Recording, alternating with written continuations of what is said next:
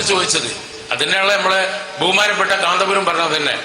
എല്ലാ വിളിയും ശിർക്കാകുന്ന വിളിയുണ്ട്, ശിർക്കല്ലാത്ത വിളിയുണ്ട്. നിങ്ങളും പറയുന്നതാണ് നിങ്ങളോടുള്ള പ്രാർത്ഥന, അല്ലെങ്കിൽ അതില് സഹായത്തേട്ടത്തില് ശിർക്കാകുന്നതുണ്ട്, ഇല്ലാത്തതുണ്ട്. അല്ല, അതല്ല പറഞ്ഞു. പക്ഷെ ഏതാണ് വേർതിരിച്ച് മനസ്സിലാക്കാൻ ഒരു ഉദാഹരണം നിങ്ങൾ. അതിനാണ് ഈ ഉദാഹരണം തന്നെ മതി.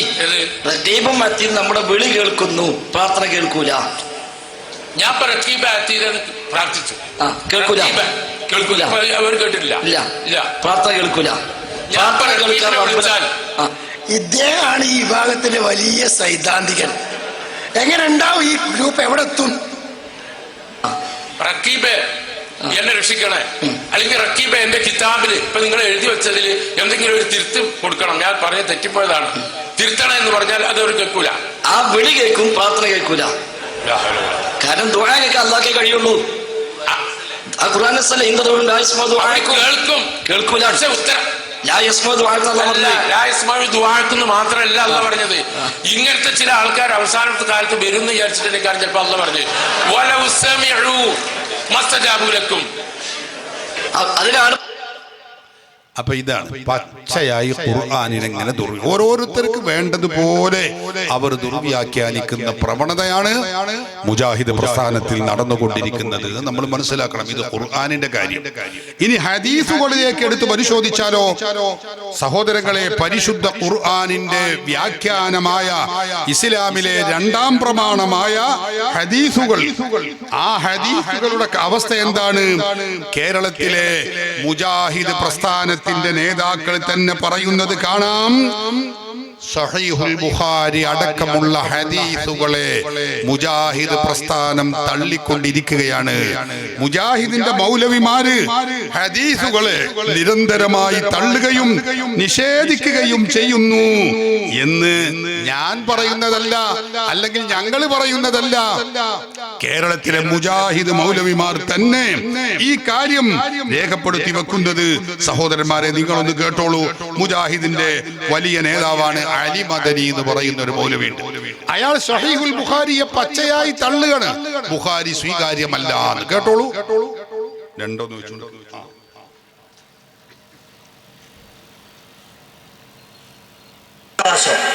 ഈ അന്ധവിശ്വാസ സമൂഹത്തിൽ കൊണ്ടുപോവുക. നബിക്ക് സീർ വലിച്ചോ? ബുഖാരിയിൽ ഹദീസില്ലേ, മുസ്ലിമിൽ ഹദീസില്ലേ എന്നാ ചോദ്യം. ഹദീസ് ഉണ്ട്, പക്ഷെ ആ ഹദീസ് സ്വീകാര്യ യോഗ്യമല്ല. ഹദീസ് സ്വീകാര്യ യോഗ്യമല്ല. ബുഖാരിയിലെ ഹദീസിനെ കുറിച്ചാണ് പറയുന്നത്. അത് സ്വീകാര്യ യോഗ്യമല്ല, പച്ചയായി പ്രഖ്യാപിക്കുകയാണ്. മുസ്ലിം ലോകത്തിന്റെ നിലപാടെന്താ? അസഹുൽ കുതുബി ബഅദ കിതാബില്ലാഹി സഹീഹുൽ ബുഖാരി. വിശുദ്ധ ഖുർആൻ കഴിഞ്ഞാൽ മുസ്ലിം ലോകത്തിന്റെ നിലപാട് എന്താ? ഏറ്റവും പ്രാമാണിക ഗ്രന്ഥം സഹീഹുൽ ബുഖാരി ആകുന്നു എന്നാണ്. അതിനെയാണ് മുജാഹിദ് മൗലവിമാര് പച്ചയായി തള്ളുന്നത്. ഒരു വിഭാഗം മൗലവിമാര് പറയുന്നത് എന്താണെന്നറിയോ? മറ്റേ ഗ്രൂപ്പ് ഹദീസുകളെ യഥേഷ്ടം തള്ളുകയാണ്. തള്ളിയിട്ട് എത്ര എണ്ണം തള്ളി? 3151 ഹദീസുകളെ മുജാഹിദ് മൗലവിമാര് തള്ളി എന്ന് പറയുന്നതും മുജാഹിദ് മൗലവിയാണ്. ഒന്ന് കേട്ടോളൂ. മുജാഹിദിന്റെ ആ ഹദീസ് തള്ളുന്നതിനെ കുറിച്ച് ഇയാൾ എന്താണ്, ബാലുശ്ശേരി അല്ല, മറ്റേ മൗലവിയുണ്ട് വിസ്ഡം ഗ്രൂപ്പിൽ. നേരത്തെ പറഞ്ഞായി ഫൈസൽ മൗലവി പറയുന്നു. ഒന്ന് വെച്ചുകൊടുത്ത 6 നമ്പർ ഇട്ട് കൊടുക്കും.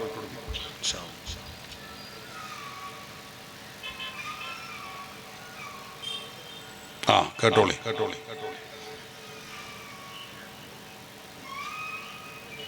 ഇനി മാത്രമല്ല, നമ്മൾ നേരത്തെ പറഞ്ഞല്ലോ, ഇവിടെ തള്ളിയ ഒരുപാട് വിഷയങ്ങൾ, ആ വിഷയെല്ലാം ചേർത്ത് വെച്ചോളൂ. അജവാകാരക്ക 40 ഹദീസാണ് അജവാകാരക്ക വിഷയത്തിൽ മാത്രം ഉള്ളത്. അജവന്റെ വിഷയത്തിൽ മാത്രം 40 ഹദീസ്. അതേപോലെ സുറാത്ത് പാലം 191 ഹദീസ്. ഇത് മൊത്തമല്ല. ഞാൻ ഇവിടെ വായിക്കാൻ വേണ്ടി 12 കിതാബ് എന്ന് മാത്രം എടുത്തതാണ്. ബുഖാരി, മുസ്ലിം, തിർമുദി, അബൂദാവൂദ്, നസായി, ഇബ്നു മാജ അടക്കമുള്ള 12 കിതാബ് എന്ന് മാത്രം. 100 ചില്ലാനം ഹദീസ് കിതാബുകളുണ്ട്. ഇതിൽ 12 കിതാബിൽ നിന്ന് മാത്രം വെറുതെ ലിസ്റ്റ് ചെയ്ത് ഇങ്ങനെ നോക്കുമ്പോൾ, ഞാൻ നമ്മുടെ ജാമ്യയിലെ കുട്ടികളെ ഏൽപ്പിച്ച നിങ്ങളൊന്ന് ഇത് ലിസ്റ്റ് ചെയ്യുന്നു. ഈ 12 കിതാബെന്ന് മാത്രം ഉള്ള ഹദീസ് ഞാൻ വായിക്കുന്നത്.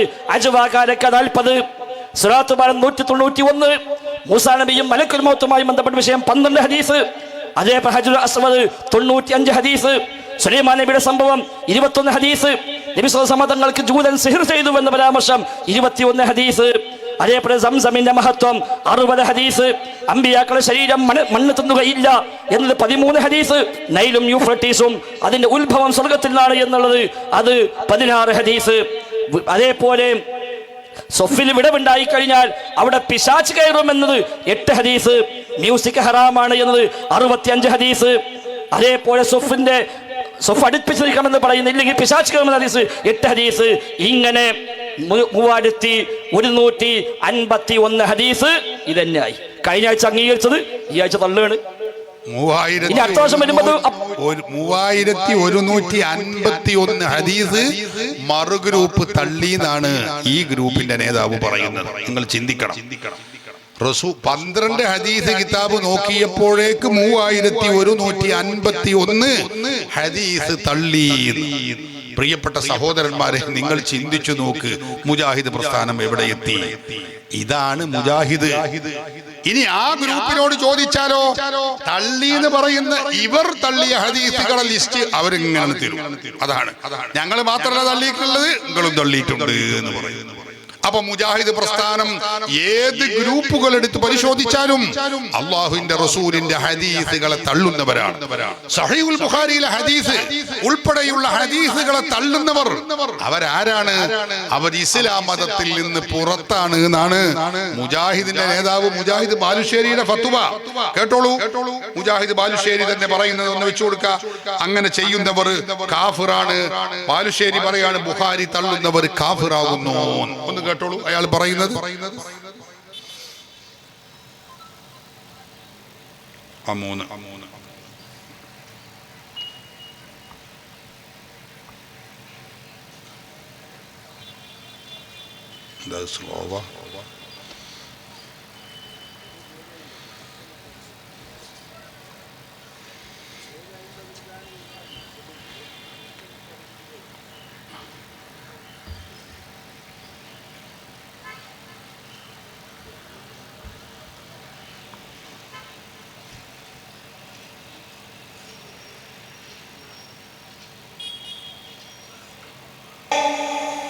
ഇനി കേട്ടോളി, നബിയുടെ ഒരു ഹദീസ്, മുഹമ്മദ് നബിയുടെ ഒരു ഹദീസ് സഹിയായി വന്നു. അതിനൊരാൾ നിഷേധിച്ച ഇസ്ലാമിന്റെ വിധി എന്താ? ഷഹാദത്ത് കലിമയുടെ 2ാം ഭാഗം നിഷേധിച്ച കാഫർ. എങ്ങനെ? സഹീഹ് ബുഖാരി എന്ന് ഒരു ഹദീസ് ഒരാൾ നിഷേധിച്ചു, ഓൻ ആരാ? ഓൻ കാഫിറാണ്, ഇസ്ലാം എന്ന് പുറത്തു പോയവനാ. കാരണം ഒരു ഹദീസ് സ്വീകരിക്കാനുള്ള മുഴുവൻ മാനദണ്ഡത്തോടെയും ഒരു ഹദീസിനെ നിഷേധിച്ചാൽ അല്ലാഹുവിന്റെ റസൂലിന് വഹിയുണ്ട് എന്നതിനെ അവൻ നിഷേധിച്ചു. തീർന്നില്ല. വമാ യൻതിഖു അനിൽ ഹവാ ഇൻ ഹുവ ഇല്ലാ വഹ്യുൻ യൂഹാ. സൂറത്തുൽ നജ്മ് 3-4 വചനങ്ങൾ. ആ വചനത്തിൽ പറയുന്നത് അറിയോ? റസൂലുള്ളാഹി അഭീഷ്ടൻ സംസാരിക്കാറില്ല, എല്ലാം വഹീന്റെ അടിസ്ഥാനത്തിലാണ് ദീൻ പഠിപ്പിക്കുക. ആ നബിയുടെ ഹദീസ്, ആ ഹദീസ് വഹിയാണ്. ആ വഹീനെ നിഷേധിക്കലാണ്. ഒരാളൊരു ഹദീസ് നിഷേധിച്ച എന്തൊക്കെ ഉണ്ടാവുക? റസൂലിനെ നിഷേധിച്ചു, ജിബ്രീലിനെ നിഷേധിച്ചു, അള്ളാഹിനെ നിഷേധിച്ചു. ആരെങ്കിലും റസൂലിനെ അനുസരിച്ചാൽ അവൻ അള്ളാഹിനെ അനുസരിച്ചു. 4-ാം അധ്യായം 80-ാമത്തെ വചനം. ആരെങ്കിലും റസൂലിനെ ധിക്കരിച്ചാൽ അവൻ അള്ളാഹിനെ ധിക്കരിച്ചു. അമാനവയുടെ തഫ്സീറിൽ ഇത് വിശദീകരിക്കുന്നിടത്ത് ആരെങ്കിലും ഒരു സഹിയായ ഹദീസ് നിഷേധിച്ചാൽ ഫലത്തിൽ അവൻ അള്ളാഹിനെ നിഷേധിച്ചവനാ. വിശ്വാസികളെ, മുഅ്മിനുകളെ, യുവാക്കളെ, ആവേശമൂത്ത് ഹദീസ് നിഷേധിക്കണ്ട. തീർന്നില്ല. ഇനി ഞാൻ പറയുന്നത് ഇത്തിരി സോഫ്റ്റ് ആക്കി നിങ്ങൾക്ക് എളുപ്പത്തിൽ മനസ്സിലാൻ പറയാണ്. ശ്രദ്ധിക്കണം. ഒരു കാലഘട്ടത്തിൽ, ശാന്തമായി പറഞ്ഞോട്ടെ, ഒരു കാലഘട്ടത്തിൽ ഇന്നും സമസ്തക്കാരില്ലേ, APK സുന്നികള്, അവരോട് ബുഖാരിയിലുണ്ട്, എടാ ബുഖാരിയിലുണ്ട്, മൊയ്ലിയാരെ ബുഖാരിയിലുണ്ട്, മുസ്ലിമിലുണ്ട് എന്ന് പറഞ്ഞാൽ മൊയ്ലിയാർ പറയുന്നത് എന്താ അറിയോ? ബുഖാരിയിലുണ്ടോ? മുസ്ലിമിലുണ്ടോ? എന്നാ പിന്നെ നിങ്ങൾ ദുർവ്യാഖ്യാനം ചെയ്യും. ഇല്ല നിങ്ങൾ പറയില്ല, ഉണ്ടെങ്കിൽ സ്വീകരിക്കണ്ട. പക്ഷെ നിങ്ങൾ വ്യാഖ്യാനിച്ച പോലെ ആയിരിക്കൂല. നേരെ പഠിച്ചൊരു മടപൂരിയോട് കരിമ്പിലാക്കലിനോട് ബുഖാരിയിലുണ്ട് എന്ന് പറഞ്ഞ ഓൻ പറയുന്ന ബുഖാരിയിലല്ലേ, എടാ ധ്വനിയുണ്ടോ? ബുഖാരിയിലല്ലേ. മനസ്സിലായോ? മുസ്ലിമിലെ ഹദീസ് ഉണ്ട്, മുസ്ലിമിലല്ലേ. അല്ലേ? ടോണ് മാറിയുണ്ടോ? സുന്നി സമൂഹം ഈ ഹദീസ് ഗ്രന്ഥം സ്വീകരിക്കുന്നതിനേക്കാൾ മോശം. ഇതാണ് ചേകന്നൂർ മൗലവിക്ക് വിഷയം. ഇനി നിങ്ങൾ എന്നെ ആലോചിച്ച രസത്തിൽ ഞാൻ അവതരിപ്പിച്ചില്ല. കരിമ്പിലാക്കൽ മൂപ്പരെ വീട്ടിലേക്ക് കയറിച്ചില്ല, സലാസുല്ലമി മൂപ്പരെ വീട്ടിലേക്ക് കയറിച്ചില്ല. അവന്റെ മൂപ്പര ഒരു കുട്ടി ബുഖാരി എടുത്തിട്ട് ഇങ്ങനെ വായിക്കണേ. ഉടനെ തന്നെ സുല്ലം മോളെ വായിക്കല്ലേ, ബുഖാരി വായിക്കല്ലേ, അനക്ക് തിരിയൂല. അതിൽ സ്വീകാര്യായതും അല്ലാത്തതുണ്ട്, സ്വീകാര്യായതും അല്ലാത്തതുണ്ട് മോളെ. അതുകൊണ്ട് സ്വീകരിക്കണ്ടോ? ഇബ്ലീസ് ബുഖാരി താഴെ വെപ്പിച്ച്, സുല്ലമീനെ കൊണ്ട് ഇബ്ലീസ് ബുഖാരി താഴെ വെപ്പിച്ച്, ചേകന്നൂരിനെ കൊണ്ട് വെപ്പിച്ച്, CN മുഹമ്മദ് മൗലവിനെ കൊണ്ട് വെപ്പിച്ച്, ഓറിയന്റലിസ്റ്റുകളെ കൊണ്ട് വെപ്പിച്ച്, ഇതാ ഇവിടെ ഒരു പറ്റം മൗലവിമാരെ കൊണ്ട് വെപ്പിച്ച്.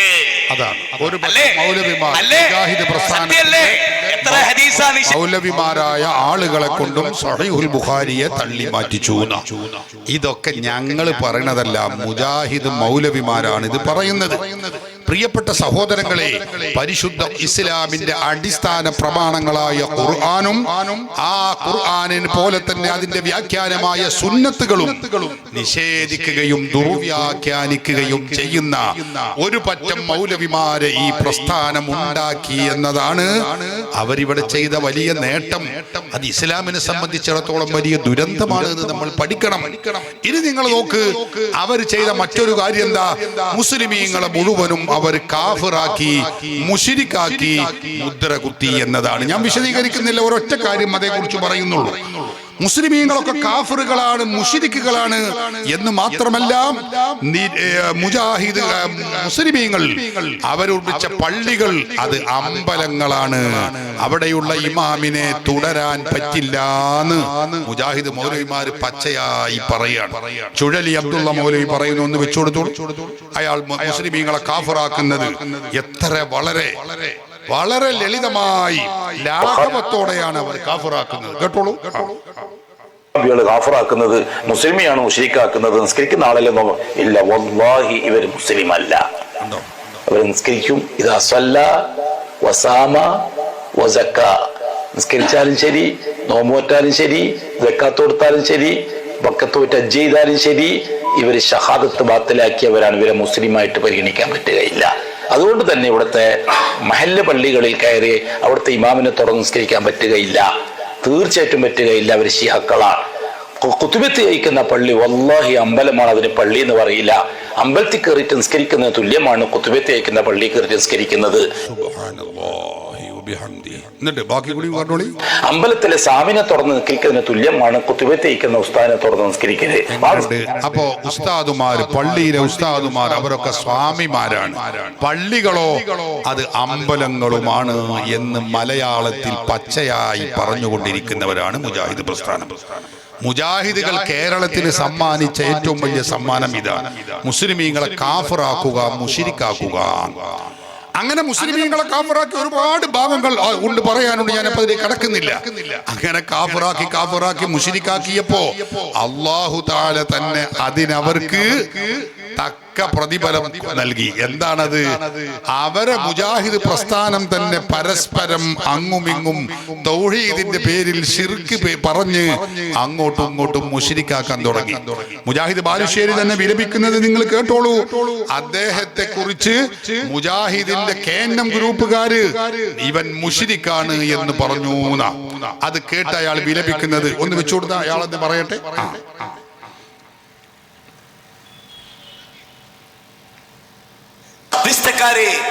ആക്ഷേപങ്ങളുടെ ലോകത്ത് ജീവിക്കുന്നവരെ, മുശ്രിക്ക് എന്ന വിളി ആവർത്തിച്ചു കേൾക്കുന്നവരെ, കേരള നേതൃത്വത്തിൽ മുജാഹിദിൻ കെട്ടയിച്ചു വിട്ട റമദാനിന്റെ പരിശുദ്ധത ഉൾക്കൊള്ളാത്ത ആളുകളെ നിങ്ങൾ വിളിക്കുന്നു ഞങ്ങളുടെ മുശ്രിക്കുകളെന്ന്. ശിർക്കിന്റെ അംശം മനസ്സിനകത്ത് വെച്ചു പുലർത്താത്ത ഞങ്ങളെ ആവർത്തിച്ചു വിളിക്കുന്നു നിങ്ങൾ ശിർക്കിന്റെ പ്രചാരകനെന്ന്. മരിച്ചു മണ്ണോട് മണ്ണ് ചേർന്ന അബ്ദുൽ ജബ്ബാർ മൗലവി നിങ്ങൾ വിളിച്ചു, സക്കരിയ സ്വലായി നിങ്ങൾ വിളിച്ചു, പാവം ഫൈസൽ മൗലവി നിങ്ങൾ വിളിച്ചു. വിഷമമില്ല ഞങ്ങൾക്ക്. ഞങ്ങൾക്കറിയാം റബ്ബേ ശിർക്കിന്റെ ഒരു അംശവും ഞങ്ങളുടെ മനസ്സിൽ പേറുന്നില്ലെന്ന് ഞങ്ങൾക്കറിയാം. എന്നാ നിങ്ങൾ വരും. ഞങ്ങൾക്കും അറിയാം, ഞങ്ങളെ സുന്നികളായ ഞങ്ങളാരും ശിർക്കിന്റെ അംശം പേരുന്നില്ല, ഞങ്ങൾ ശുദ്ധ തൗഹീദുകാരാണ്. പക്ഷെ മുജാഹിദുകൾ ഞങ്ങളെ മുഖത്ത് നോക്കി പറയുന്നത് എന്താ? നിങ്ങൾ സ്വാമിമാരാണ്, നിങ്ങൾ മുശ്രിക്കുകളാണ്, നിങ്ങളെ പള്ളികൾ അമ്പലങ്ങളാകുന്നു എന്നാണ്. നിങ്ങൾ ചിന്തിക്കണം. ഇതാണിവിടെ വാളെടുത്തവൻ വാളാൽ എന്ന് പറഞ്ഞതുപോലെ ശിർക്ക് പേര് പറഞ്ഞ്, ശിർക്കിന്റെ പേര് പറഞ്ഞ് മുസ്ലിമീങ്ങളെ കാഫിറും മുശ്രിക്കുമാക്കിയ മുജാഹിദുകൾക്ക് കാലം തിരിച്ചടി നൽകുകയാണ്. നോക്കൂ നിങ്ങൾ, ഇനി ഇദ്ദേഹം തന്നെ ആ പുതിയ ക്ലിപ്പുകൾ നോക്കുക. അദ്ദേഹത്തിന്റെ KNM-കാർ അയാളെ സലാം പറഞ്ഞാൽ മടക്കണില്ല, കാഫിറാക്കുകയാണ്. അദ്ദേഹത്തിന്റെ വിരമിക്കുന്നു എന്ന് കേട്ടോളൂ നിങ്ങൾ. മുജാഹിദ് ബാലുശ്ശേരി എന്നെ പറയട്ടെ. ഞാനിപ്പോ കഴിഞ്ഞ ദിവസം പ്രിയപ്പെട്ടവർ, എനിക്ക് 2 ഞെട്ടലുകൾ ഉണ്ടായി. എന്റെ ഫോണിൽ കിടക്കേണ്ട ആ വോയിസ് ഞാൻ പലതവണ സലാം പറഞ്ഞിട്ട് ഈ KNM-മാരെ സലാം മടക്കണില്ല. സലാം മടക്കാതിരുന്നപ്പോ അവൻ എനിക്കൊരു വോയിസ് അയച്ചു. ആ വോയിസ് എന്താ പറയുന്നത്? ഞാൻ അബൂജഹലിനെ പോലെ മുശ്രിക്കാണ്, അതുകൊണ്ടാണ് സലാം മടക്കാത്തത്. KNM-കാരനാട്ടോ പറയണേ, സുന്നിയല്ല, സമസ്തക്കാരൊന്നല്ല, സുന്നികളല്ല, KNM-കാർ എന്ന് പറഞ്ഞാൽ മുജാഹിദിന്റെ മറു ഗ്രൂപ്പുകാർ. ഈ മൗലവിമാരെ കുറിച്ച് പറയാ അബൂജഹലിനെ പോലെ മുശ്രിക്കാകുന്നു. എങ്ങനെയുണ്ട്? പണ്ട് സുന്നികളെ മുശ്രിക്കാക്കാൻ ഇവർ ഒന്നിച്ച് മത്സരിക്കുകയായിരുന്നു. ഇപ്പൊ അവര് തന്നെ പരസ്പരം പറയുന്നു മുജാഹിദിന്റെ ഈ ഗ്രൂപ്പുകാര് KNM-കാരെ പോലെ മുശ്രിക്കാകുന്നു. കേട്ടോളൂ, ശ്രദ്ധിച്ചോളാം. ഞാൻ ആരാണ്? അബൂജഹലിനെ പോലെ മുശ്രിക്കാണ്. ഇത് ഇവിടുത്തെ അമ്പലത്തിന്റെ ഉള്ളിൽ കയറി ചെന്നിട്ട് ആ പാവപ്പെട്ട ജനങ്ങളെ പച്ച തൗഹീദിലേക്ക് ക്ഷണിച്ച എന്റെ മുഖത്ത് നോക്കി ഈ KNM-കാരൻ പറയാണ്, എന്ത്? ഞാൻ അബൂജഹലിന്റെ ശിർക്കിലാണ്, അതുകൊണ്ട് തന്നെ നിന്നോട് സലാം മടക്കാൻ പറ്റൂല. ആലോചിച്ച് നോക്ക്. ഇതാണ് കേരള നദുവത്തുൽ മുജാഹിദീൻ. ഈ ആഴ്ചയിലാണ് ഈ വിശ്വാസത്തിലേക്ക് എത്തിയിട്ടോ. അതോട് പറഞ്ഞുതരാം. കുറച്ച് ദിവസമായിട്ടുള്ള ഇതിലേക്ക് പിടുത്തം വിട്ടിരിക്കുകയാണ്, എല്ലാ അർത്ഥത്തിലും പിടുത്തം വിട്ടിരിക്കുകയാണ്. അത് കേട്ട് സാക്ഷ്യം വഹിച്ച ഒരാൾ ഈ സദസ്സിലുണ്ട്. എന്റെ ഈ വോയിസ് കേട്ട് സാക്ഷ്യം വഹിച്ച ഒരാൾ ഈ സദസ്സിൽ. അപ്പൊ എങ്ങനെയുണ്ട്? മുസ്ലിമീങ്ങളെ മുശ്രിക്കും കാഫിറുമാക്കി ആളുകൾക്ക് കാലം നൽകുന്ന തിരിച്ചടിയാണത്. അവര് മുശ്രിക്കാണ്, കാഫിറാണ് എന്ന് മുജാഹിദിന്റെ മറു ഗ്രൂപ്പ് പറയുന്നു. അവരെ കുറിച്ച് മറ്റേ ഗ്രൂപ്പ് പറയുന്നത്, നിങ്ങൾ 2 ഗ്രൂപ്പുകാരും മുശ്രിക്ക് കാഫിറാണ്, ഞങ്ങൾ മാത്രമേ തൗഹീദിന്റെ ആളുകളുള്ളൂ. അവരെ കുറിച്ച് മറ്റേ 2 ഗ്രൂപ്പുകാർ പറയുന്നത്, ഞങ്ങളല്ല മുശ്രിക്ക്, നിങ്ങൾ 2 ഗ്രൂപ്പുമാണ് മുശ്രിക്ക്. പരസ്പരം ശിർക്കും കുഫറും പറഞ്ഞ് ആരോപണം നടത്തി, പ്രത്യാരോപണം നടത്തി മുശ്രിക്കും കാഫിറുമാക്കുന്ന പ്രവണതയാണ് കേരളത്തിൽ ഇപ്പോൾ നടന്നുകൊണ്ടിരിക്കുന്നത്. നിങ്ങൾ ഓർക്കണം, സുന്നികളായ മുസ്ലിമീങ്ങളായ നമ്മളൊക്കെ മുശ്രിക്കും കാഫിറുമാണ് എന്ന് പ്രചണ്ഡമായ വിധത്തിൽ പ്രചാരണം നടത്തിയ മുജാഹിദുകൾ ഇപ്പൊ അവർ തമ്മിൽ തന്നെ മുശ്രിക്കുകളാണ്, കാഫിറുകളാണ്, നിങ്ങൾ മുശ്രിക്ക്, നിങ്ങൾ മുശ്രിക്ക്, അങ്ങോട്ടും ഇങ്ങോട്ടും മുശ്രിക്കും കാഫിറുമാക്കിയ ദുരന്തമാണ് നമ്മൾ കാണുന്നത്. കേരളത്തിൽ മുജാഹിദ് പ്രസ്ഥാനം വന്ന് ചെയ്ത വലിയ അവരുടെ നേട്ടമെന്ന് അവർക്ക് പറയാവുന്ന മുസ്ലിം കേരളത്തിലേറ്റ ഏറ്റവും വലിയ ദുരന്തമാണ് മുസ്ലിമീങ്ങളെ കാഫിറാക്കുക, മുശ്രിക്കാക്കുക എന്നത്. ഇത് പറയുമ്പോ മുജാഹിദ് അപ്പം പറയും, സുന്നികളായ നിങ്ങളെ കൂട്ടിലും 2 ഗ്രൂപ്പില്ലേ, 3 ഗ്രൂപ്പില്ലേ, 4 ഗ്രൂപ്പില്ലേ എന്നൊക്കെ പറയും. ഞങ്ങളെ കൂട്ടത്തിലുണ്ട് സുന്നികളിൽ 2-3 ഗ്രൂപ്പുകളുണ്ട്, ഞങ്ങൾക്ക് ആരും അത് നിഷേധിക്കുന്നില്ല. പക്ഷെ ഞങ്ങൾ ഒരാളും മറുഗ്രൂപ്പ് മുഴുവനും കാഫിറാണ്, മുശ്രിക്കാണ്, അവരെ തൊടാൻ പാടില്ല, സലാം പറയാൻ പാടില്ല, തുടരാൻ പാടില്ല, ഞങ്ങൾ പറഞ്ഞിട്ടില്ല. ആ ഗ്രൂപ്പുകാര് ഇപ്പുറത്തുള്ള മറ്റേ ഗ്രൂപ്പുകാരെ കുറിച്ച് അവർ കാഫിറാണ്, മുശ്രിക്കാണ് പറഞ്ഞിട്ടില്ല. ശിർക്കും കുഫറും കൊണ്ടും അല്ല കളി. ഞങ്ങൾ സംഘടനാപരമായ ചില നയനിലപാടുകളിലെ അടിസ്ഥാനത്തിൽ വ്യത്യസ്ത സംഘടനകളാകുന്നു എന്നേ ഉള്ളൂ. ആദർശത്തിന്റെ വിഷയത്തിൽ, സുന്നത്ത് ജമാഅത്ത് എന്ന ആദർശത്തിന്റെ വിഷയത്തിൽ ഞങ്ങളെല്ലാവരും ഒറ്റക്കെട്ടാണ്. നിങ്ങൾ അങ്ങനെയല്ല. മുജാഹിദുകൾ ഈ ഗ്രൂപ്പിനെ സംബന്ധിച്ച് മറു ഗ്രൂപ്പ് കാഫിറാണ്, മുശ്രിക്കാണ് എന്നാ പറയുന്നത്. ആ ഗ്രൂപ്പിനെ കുറിച്ച് ഇവരോ നിങ്ങൾ കാഫിറാണ്, മുശ്രിക്കാണ് ഇവരും പറയുന്നു. ഈ 2 ഗ്രൂപ്പിനെ കുറിച്ച് മറുഗ്രൂപ്പ് പറയുന്നത് നിങ്ങൾ മുഴുവനും കാഫിറും മുശ്രിക്കുമാണ്, അബൂജഹലിനെ പോലെയാകുന്നു. നേരത്തെ കേട്ടില്ലേ? ഇതാണ് മുജാഹിദ് പ്രസ്ഥാനത്തിൽ നടന്നുകൊണ്ടിരിക്കുന്നത്. അതുകൊണ്ട് മുജാഹിദ് പ്രസ്ഥാനം അത് ശരിയാണ്, ഖുർആനാണ്, തൗഹീദാണ് എന്ന് തെറ്റിദ്ധരിച്ച ആരെങ്കിലും ഈ കൂട്ടത്തിൽ അല്ല, ഈ ശബ്ദം ശ്രവിക്കുന്നവരിലുണ്ടെങ്കിൽ, നമ്മുടെ നാടുകളിൽ ഉണ്ടെങ്കിൽ അവരോട് പറയുന്നു, അല്ലേ അല്ല. അത് ഖുർആനല്ല, അത് സുന്നത്തല്ല, അത് ഇസ്ലാമല്ല, അത് ദീനല്ല. അത് കഥയില്ലാത്ത വിവരമില്ലാത്ത മുജാഹിദ് മൗലവിമാരുടെ ക്ഷീണിച്ച മസ്തിഷ്കത്തിൽ നിന്ന് ഉത്ഭവിച്ച ദുഷിച്ച ദ്രവിച്ച ദുർവ്യാഖ്യാനങ്ങൾ മാത്രമാണ്. അള്ളാഹുവിന്റെ ദീനുമായി അതിന് യാതൊരു ബന്ധവുമില്ല എന്ന തിരിച്ചറിവ് നമുക്കെല്ലാവർക്കും ഈ ശബ്ദം ശ്രവിക്കുന്ന മുഴുവൻ ആളുകൾക്കും ഉണ്ടായിരിക്കണമേ എന്ന് മാത്രം ഓർമ്മപ്പെടുത്തി ഞാൻ എന്റെ സംസാരം അവസാനിപ്പിക്കുന്നു. ഇൻഷാ അല്ലാഹ് ഇനി ചോദ്യോത്തരങ്ങൾ ഇവിടെ നടക്കുകയാണ്. ഏത് സംശയങ്ങളും അഹ്ലു സുന്നത്തി വൽ ജമാഅത്തും ബിദ്അകളും തമ്മിൽ തർക്കത്തിലിരിക്കുന്ന വിവിധങ്ങളായ വിഷയങ്ങളുണ്ട്. ആ വിഷയ സംബന്ധമായിട്ടുള്ള ചോദ്യങ്ങൾ ഏത് മുജാഹിദുകൾക്കും ചോദിക്കാം. മുജാഹിദ് മൗലവിമാർ വന്ന് ചോദിക്കുകയാണെങ്കിൽ ഞങ്ങൾക്ക് വലിയ സന്തോഷമാണ്. ജമാഅത്തെ ഇസ്ലാമിയുടെ മൗലവിമാർ വന്ന് ചോദിക്കുകയാണെങ്കിൽ അതിലേറെ സന്തോഷമാണ്. തബ്ലീഗ് ജമാഅത്തിന്റെ ആളുകൾക്ക് ഇവിടെ ചോദിക്കാം. മുജാഹിദ് ജമാഅത്ത് ഉൾപ്പെടെയുള്ള ബിദ്അഈ പ്രസ്ഥാനങ്ങളിലെ സാധാരണക്കാർക്കും ചോദിക്കാം. അഹ്ലു സുന്നത്തി വൽ ജമാഅത്തിലെ സാധാരണ പ്രവർത്തകർ ഇത്തരം ചോദ്യങ്ങൾ, മുജാഹിദുകളുടെ ചോദ്യങ്ങൾ കേട്ട് സംശയമുള്ളവരുണ്ടെങ്കിൽ അവർക്കും ചോദിക്കാം. ഇത് എല്ലാവർക്കും ചോദിക്കാനുള്ള അവസരമാണ്. ഇത് ഇനി മുഖാമുഖ നാടകമാണ് എന്ന് പറഞ്ഞ് നാളെ നോട്ടീസ് ഇറക്കാൻ ആരും നിൽക്കണ്ട. പുറത്ത് ഗ്യാലറിയിൽ നിൽക്കാതെ നിങ്ങൾക്ക് കടന്നു വരാം, ഈ വേദിയിലേക്ക് കടന്നു വരാം. ഈ അഹ്ലു സുന്ന വൽ ജമാഅത്തുമായി ബന്ധപ്പെട്ട എല്ലാ സംശയങ്ങൾക്കും മറുപടിയുണ്ട്. ഇൻഷാ അല്ലാഹ് ഉസ്താദുമാർ ഇവിടെ ചോദിക്കാൻ മറുപടി പറയാൻ റെഡിയായി നിൽക്കുന്നുണ്ട്. അള്ളാഹു അനുഗ്രഹിക്കട്ടെ. ഈ വൈജ്ഞാനിക പരിപാടി അള്ളാഹു കബൂലാക്കട്ടെ. നമ്മുടെ ഈ സദസ്സിനോടും ഈ വൈജ്ഞാനിക വേദിയോടും അനുയോജ്യമാകുന്ന വിധത്തിലുള്ള ശൈലി സ്വീകരിച്ചുകൊണ്ടുള്ള ചോദ്യങ്ങളാണ് വേണ്ടത് എന്ന് ഓർമ്മപ്പെടുത്തി ചോദ്യകർത്താക്കളെ ക്ഷണിക്കുന്നു. അസ്സലാമു അലൈക്കും വറഹ്മത്തുള്ളാഹി.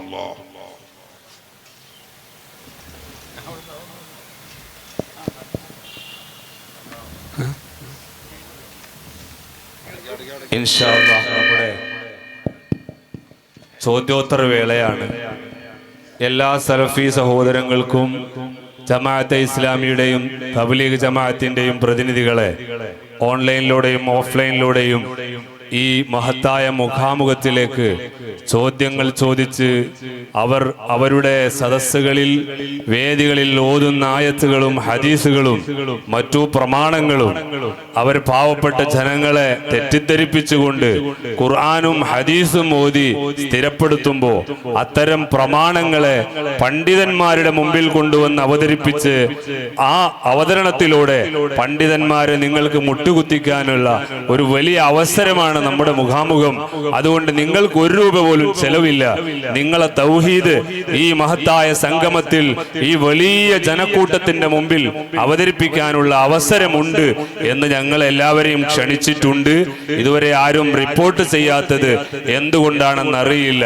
പലരും ഇത് മുഖാമുഖം നാടകമാണ്, നിങ്ങൾ സംവാദങ്ങൾ വെക്കൂ, നിങ്ങൾ ഖണ്ഡന പ്രസംഗങ്ങൾ നടത്തൂ എന്നൊക്കെ ഓൺലൈനിലൂടെ മെസ്സേജ് അയച്ചവരുണ്ട്. ഇത് വേണമെങ്കിൽ ഒരു സംവാദമാക്കി മാറ്റാൻ ഉസ്താദുമാർ തയ്യാറാണ്. നിങ്ങൾ വരണമെന്നാണ് ഞങ്ങൾ അറിയിച്ചിട്ടുള്ളത്. അതുകൊണ്ട് ഇൻഷാ അല്ലാഹ് ചോദ്യങ്ങൾ ഇവിടെ നടക്കും. എല്ലാ ചോദ്യങ്ങൾക്കും ഉസ്താദുമാരും മറുപടിയും പരിസരങ്ങളിൽ അത്തരം ചിന്താഗതിക്കാരായ സലഫി സഹോദരങ്ങൾ ഉണ്ടെങ്കിൽ നിങ്ങൾക്ക് ഈ വേദിയിലേക്ക് കടന്നു വരാം. ഞങ്ങൾ സ്വാഗതം ചെയ്യുന്നു. നിങ്ങൾക്ക് പണ്ഡിതന്മാരോട് ചോദിച്ചിട്ട് അറിയേണ്ട കാര്യങ്ങളൊക്കെ അറിഞ്ഞ് നിങ്ങൾക്കതൊരു സംവാദമാക്കി മാറ്റാൻ സാധിക്കുമെങ്കിൽ ഞങ്ങൾ അതിനും തയ്യാറാണ് എന്ന് ಈ ಸಮಯത്ത് ಓರ್ಮಪಡುತ್ತುಗಯಾ. ನಮ್ಮ ಈ ಕಾರ್ಯಕ್ರಮಕ್ಕೆ ಸರ್ವವಿಧ ಸಹಕಾರವನ್ನು ನೀಡಿದಂತಹ ಕೊಣಾಜೆ ಆರಕ್ಷಕ ಠಾಣೆಯ ಸರ್ವ ಸಿಬ್ಬಂದಿಗಳಿಗೆ ಸುನ್ನಿ ಕೋಆರ್ಡಿನೇಷನ್ ಮುಡಿಪು ಇದರ ಪರವಾಗಿ ಹಾರ್ದಿಕವಾದಂತಹ ಕೃತಜ್ಞತೆಗಳನ್ನು ಸಲ್ಲಿಸ್ತಾ ಇದ್ದೇವೆ. ಹಾಗೂ ನಮ್ಮ ಈ ಕಾರ್ಯಕ್ರಮವು 10 ಗಂಟೆಯಿಂದ ಒಂದು ಅರ್ಧ ಗಂಟೆ ವಿಳಂಬವಾಗಿ ಮುಂದುವರಿದಲ್ಲಿ ತಾವು ಸಹಕರಿಸಬೇಕು ಅಂತ ತಮ್ಮಲ್ಲಿ ಕಳಕಳಿಯ ವಿನಂತಿಯನ್ನು ಮಾಡಿಕೊಳ್ಳುತ್ತಾ ಇದ್ದೇವೆ. സഹോദരന്മാരെ, ചോദ്യോത്തരത്തിനുള്ള അവസരമാണ്. നേരത്തെ ഉസ്താദ് ഓർമ്മപ്പെടുത്തിയതുപോലെ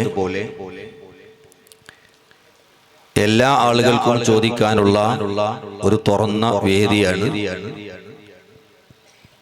മുജാഹിദുകൾക്കും മുജാഹിദിലെ എല്ലാ വിഭാഗങ്ങളും നേരത്തെ ഉസ്താദ് വഹാബികളുടെ പല വിഭാഗങ്ങൾ പറഞ്ഞു. ആ കൂട്ടത്തിൽ ഒരു കാര്യം കൂടി കൂട്ടിച്ചേർക്കുകയാണ്. നമ്മുടെ ഈ കർണാടകത്തിൽ, കേരളത്തിൽ സാധാരണ ഇപ്പൊ പരസ്യമായി ഉണ്ടോ ഇല്ലെന്നറിയില്ല, അറിയപ്പെടാത്ത രണ്ട് വിഭാഗം നമ്മുടെ കർണാടകത്തിലുണ്ട്. ഒന്ന് ദമ്മാജികൾ എന്ന് പറയുന്ന ഒരു കൂട്ടർ, മറ്റൊന്ന് ജംഇയ്യത്തെ അഹ്ലെ ഹദീസ് എന്ന് പറയുന്ന മറ്റൊരു സലഫി ഗ്രൂപ്പ്. ഏത് വിഭാഗമാണെങ്കിലും എല്ലാവർക്കും ആശയപരമായുള്ള തർക്കത്തിലുള്ള വിഷയങ്ങൾ ഇവിടെ ചോദിക്കാവുന്നതാണ്. മലയാളത്തിലാണെങ്കിൽ മലയാളത്തിൽ ചോദിക്കാം, നക്കിനിക്കിലാണെങ്കിൽ അങ്ങനെയും ചോദിക്കാം, കന്നഡയിലാണെങ്കിൽ അങ്ങനെയും ചോദിക്കാം. നിങ്ങൾക്ക് അറിയുന്ന നിലക്ക് സുന്നികൾക്ക് പോലും ചോദിക്കാവുന്നതാണ് എന്നീ സമയത്ത് ഓർമ്മപ്പെടുത്തുന്നു. ചോദ്യകർത്താക്കൾ പെട്ടെന്ന് വന്ന് അവസരം ഉപയോഗപ്പെടുത്തണമെന്ന് സാന്ദർഭികമായി ഓർമ്മപ്പെടുത്തുന്നു.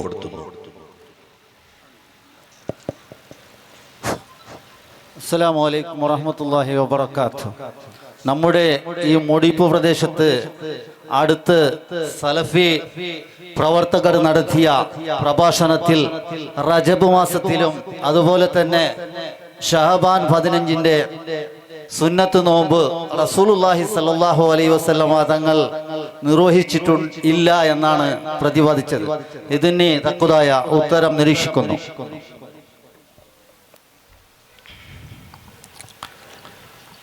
റജബിലെയും ശഅബാ മാസത്തിന്റെയും നോമ്പ് ഇല്ല എന്ന്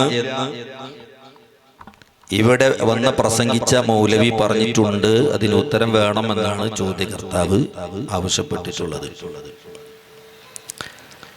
ബറാഅത്ത് രാത്രി എന്ന് പറയുന്ന ശഅബാൻ 15-ന്റെ രാത്രി, അതിന് പുണ്യമുണ്ട്, മഹത്വമുണ്ട് എന്നതിൽ ലോകത്ത് ഒരാളും തർക്കം പറഞ്ഞിട്ടില്ല. അതിലാർക്കും അഭിപ്രായ വ്യത്യാസമില്ല, വഹാബികൾക്കല്ലാതെ. വഹാബികൾ എന്ന് പറയുമ്പോ നമ്മുടെ നാട്ടിൽ പ്രവർത്തിക്കുന്ന ഈ കാട്ടു സലഫികൾക്കല്ലാതെ വഹാബി പുരോഹിതന്മാർ അല്ലെങ്കിൽ അവരുടെ നേതാക്കൾക്കല്ല, നമ്മുടെ നാട്ടിൽ ഇന്ന് പ്രവർത്തിക്കുന്ന ഈ കാണുന്ന കാട്ടു സലഫികളുണ്ടല്ലോ, ഇവര് മാത്രമാണ് ഇതിൽ തർക്കം പറയുന്നത്. ഇവരുടെ ഏറ്റവും വലിയ മുഹദ്ദിസായി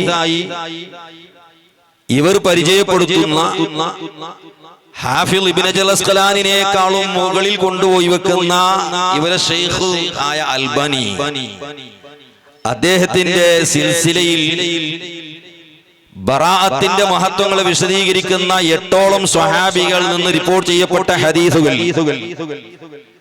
ഓരോന്നോരോന്നായി എടുത്ത് ചർച്ച ചെയ്തുകൊണ്ട് അവസാനം രേഖപ്പെടുത്തുന്നു ജുംലത്തുൽ ഖൗലി എന്ന് പറഞ്ഞ് അദ്ദേഹം പറയാണ്, ബറാഅത്ത് രാത്രിയുടെ ആ ബറാഅത്തിന്റെ മഹത്വം സ്ഥിരപ്പെട്ടു, അതിന്റെ ബഹുമാനം സ്ഥിരപ്പെടുത്തുന്ന ഹദീസുകൾ സ്വഹീഹാണ്, അതിൽ യാതൊരു തർക്കവുമില്ല. അതിൽ ആരെങ്കിലും തർക്കം പറയുന്നുണ്ട് എങ്കിൽ അവൻ പഠിക്കാത്തവനാണ്, വിവരമില്ലാത്തവനാണ് എന്ന് അൽബാനി വളരെ കൃത്യമായി സിൽസിലയിൽ രേഖപ്പെടുത്തിയിട്ടുണ്ട്. ബാക്കി ഇമാമികളെ വാക്കൊക്കെ ഇരിക്കട്ടെ, ഇല്ലാത്തത് കൊണ്ടല്ല ഞാൻ പറയുന്നത്. 8ഓളം വരുന്ന സ്വഹാബികളിൽ നിന്ന് ബറാഅത്തിന്റെ പുണ്യം വിശദീകരിക്കുന്ന ഹദീസുകൾ റിപ്പോർട്ട് ചെയ്യപ്പെട്ടിട്ടുണ്ട്. ആയിഷ ബീവിയിൽ നിന്നും അതുപോലെ തന്നെ മുആദ് ഇബ്നു ജബൽ റളിയല്ലാഹു അൻഹുവിൽ നിന്നും 8ഓളം വരുന്ന സ്വഹാബികളിൽ നിന്ന് റിപ്പോർട്ട് ചെയ്യപ്പെട്ടിട്ടുണ്ട്. അതുകൊണ്ട് തന്നെ അദ്ദേഹം ചർച്ച ചെയ്തുകൊണ്ട് പറയുന്നു, ഈ ഹദീസ് സ്വഹീഹ, അതിൽ യാതൊരു തർക്കവുമില്ല. ഇസ്ലാഹുൽ മസാജിദ് എന്ന് പറയുന്ന ഒരു ഗ്രന്ഥത്തിന്റെ ഒരു വഹാബിയായ മൗലവി അല്ലാതെ അതിലാരും തർക്കം പറഞ്ഞിട്ടില്ല എന്ന് വളരെ വ്യക്തമായും കൃത്യമായും അൽബാനി രേഖപ്പെടുത്തുന്നുണ്ട്. അവരുടെ നേതാവിനെ തള്ളിക്കൊളഞ്ഞുകൊണ്ടാണ് ബറാഅത്ത് രാത്രി അങ്ങനെ ഒരു പുണ്യമുള്ള ദിവസം ഇല്ല എന്ന് വഹാബികൾ ഇവിടെ പ്രചരിപ്പിക്കുന്നത്. അതുകൊണ്ട് തന്നെ അതിന് പുണ്യമുണ്ട് എന്ന് വഹാബി നേതാക്കൾ അംഗീകരിക്കുന്നു. ഇനി അതിന്റെ നോമ്പ് ബറാഅത്ത് നമ്മൾ നോക്കുന്ന നോമ്പ് അത് സുന്നത്താണ്, അല്ലെങ്കിൽ അന്ന് നോമ്പ് നോക്കണമെന്ന് നബി സല്ലല്ലാഹു അലൈഹി വസല്ലമ തങ്ങൾ പറഞ്ഞ ഹദീസ് ഇബ്നു മാജ റിപ്പോർട്ട് ചെയ്തിട്ടുണ്ട്. ഇദാ കാനത്ത് ലൈലത്തുൻ നിസ്ഫി മിൻ ശഅബാൻ ഫഖൂമു ലൈലഹാ വസൂമു നഹാറഹാ. ബറാഅത്തിന്റെ രാത്രിയായാൽ അല്ലെങ്കിൽ ശഅബാൻ 15ന്റെ രാത്രിയായാൽ അന്നത്തെ രാത്രി നിങ്ങൾ സുന്നത്ത് നിസ്കരിക്കണം, ഹയാത്താക്കണം. വസൂമു നഹാറഹാ, പകലിൽ നോമ്പനുഷ്ഠിക്കണം. സിഹാഉ സിത്തയിൽപ്പെട്ട ഗ്രന്ഥമാണല്ലോ ഇബ്നു മാജ. ആ ഇബ്നു മാജയിൽ വളരെ കൃത്യമായ ഹദീസുണ്ട്. ഈ ഹദീസിനെ സംബന്ധിച്ച് ഇമാം റംലി ഫതാവയിൽ പറഞ്ഞു, യുഹ്തജു ബിഹി, തെളിവിന് പറ്റിയ ഹദീസാ, തെളിവിന് പറ്റിയ ഹദീസാ. ഈ ഹദീസിന്റെ അടിസ്ഥാനത്തിൽ ഈ നോമ്പ് സുന്നത്താണെന്ന് ഇമാം റംലി ഫതാവയിൽ രേഖപ്പെടുത്തുന്നു. അതുകൊണ്ട് തന്നെ അതിന് ഹദീസില്ല എന്ന് പറയുന്നത് വഹാബികളുടെ കളവാണ്. ദജ്ജാലൂന കദ്ദാബൂൻ എന്നാണല്ലോ ഞാൻ നേരത്തെ പറഞ്ഞല്ലോ.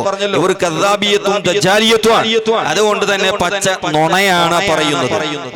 അതുപോലെ റജബ് 27-നും നോമ്പ് സുന്നത്തുണ്ട് എന്ന് ഹദീസ് റിപ്പോർട്ട് ചെയ്യപ്പെട്ടിട്ടുണ്ട്. ഇമാം ഹുജ്ജത്തുൽ ഇസ്ലാം അബൂ ഹാമിദ് അൽ ഗസാലി ഇഹിയയിൽ അത് ഉദ്ധരിച്ചിട്ടും ഉണ്ട് എന്ന് ഓർമ്മപ്പെടുത്തുന്നു.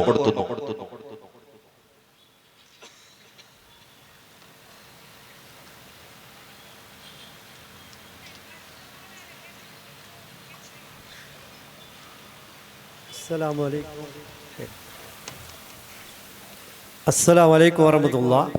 മംഗലാപുരമാണ്, ഇവിടെ അടുത്ത് കൊണാജ പറയുന്ന സ്ഥലത്താണ്. എൻ്റെ പേര് മുഹമ്മദ് പറഞ്ഞു. എൻ്റെ ചോദ്യം, ഷേഖ് മുഹ്യിദ്ദീൻ അബ്ദുൽ ഖാദർ ജീലാനി റഹ്മത്തുള്ളാഹി അലൈഹിൻ്റെ പേരിൽ റാത്തീബ്, കുത്തുബിയത്ത്, മാല, കിടാവ് വീണാലും വിളിക്കും, ആക്സിഡൻ്റായാലും വിളിക്കും. അതേപോലെ ഉമർ റളിയല്ലാഹു അൻഹുവിൻ്റെ പേരിൽ ഇവിടെ കുത്തുബിയത്തോ റാത്തീബ് ഒന്നും നടക്കുന്നില്ല. ഉമർ റളിയല്ലാഹു അൻഹുവിൻ്റെ സ്ഥാനത്തിൻ്റെ ആയിട്ട് കൂടുതലാണോ ജീലാനിൻ്റേത് ഒന്ന് അറിയാൻ.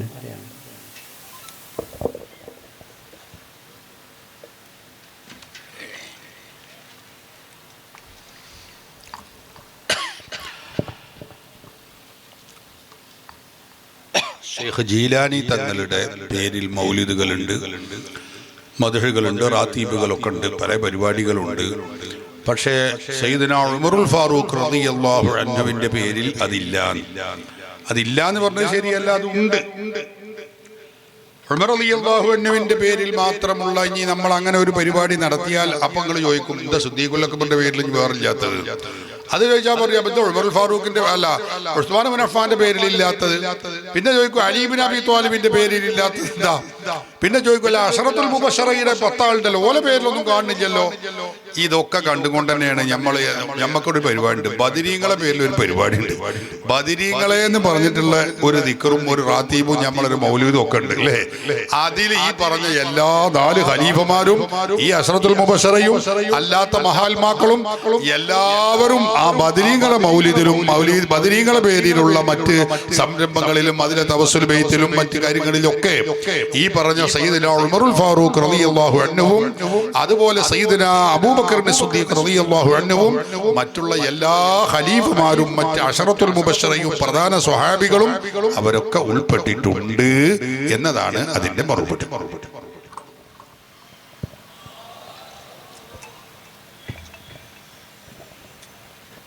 മുന്നേ ചോദിച്ച ആള് ഷാബാൻ 27 കാര്യം ചോദിച്ചത്, എൻ്റെ മറുപടി കിട്ടിയില്ല.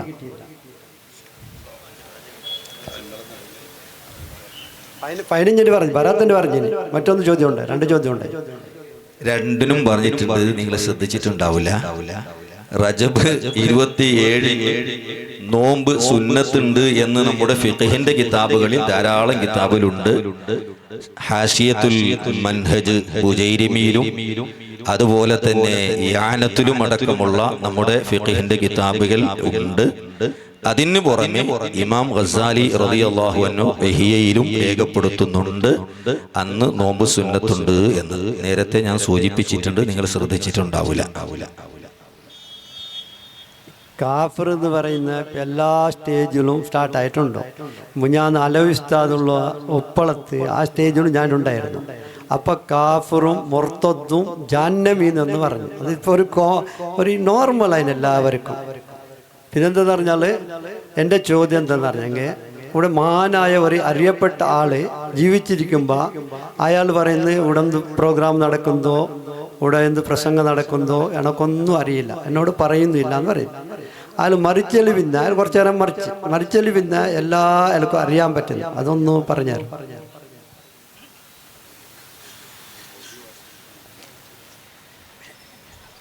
നിങ്ങൾ പറഞ്ഞത് എന്ത് തിരിഞ്ഞിട്ടില്ല, ഒന്നും കൂടി വ്യക്താക്കുവോ?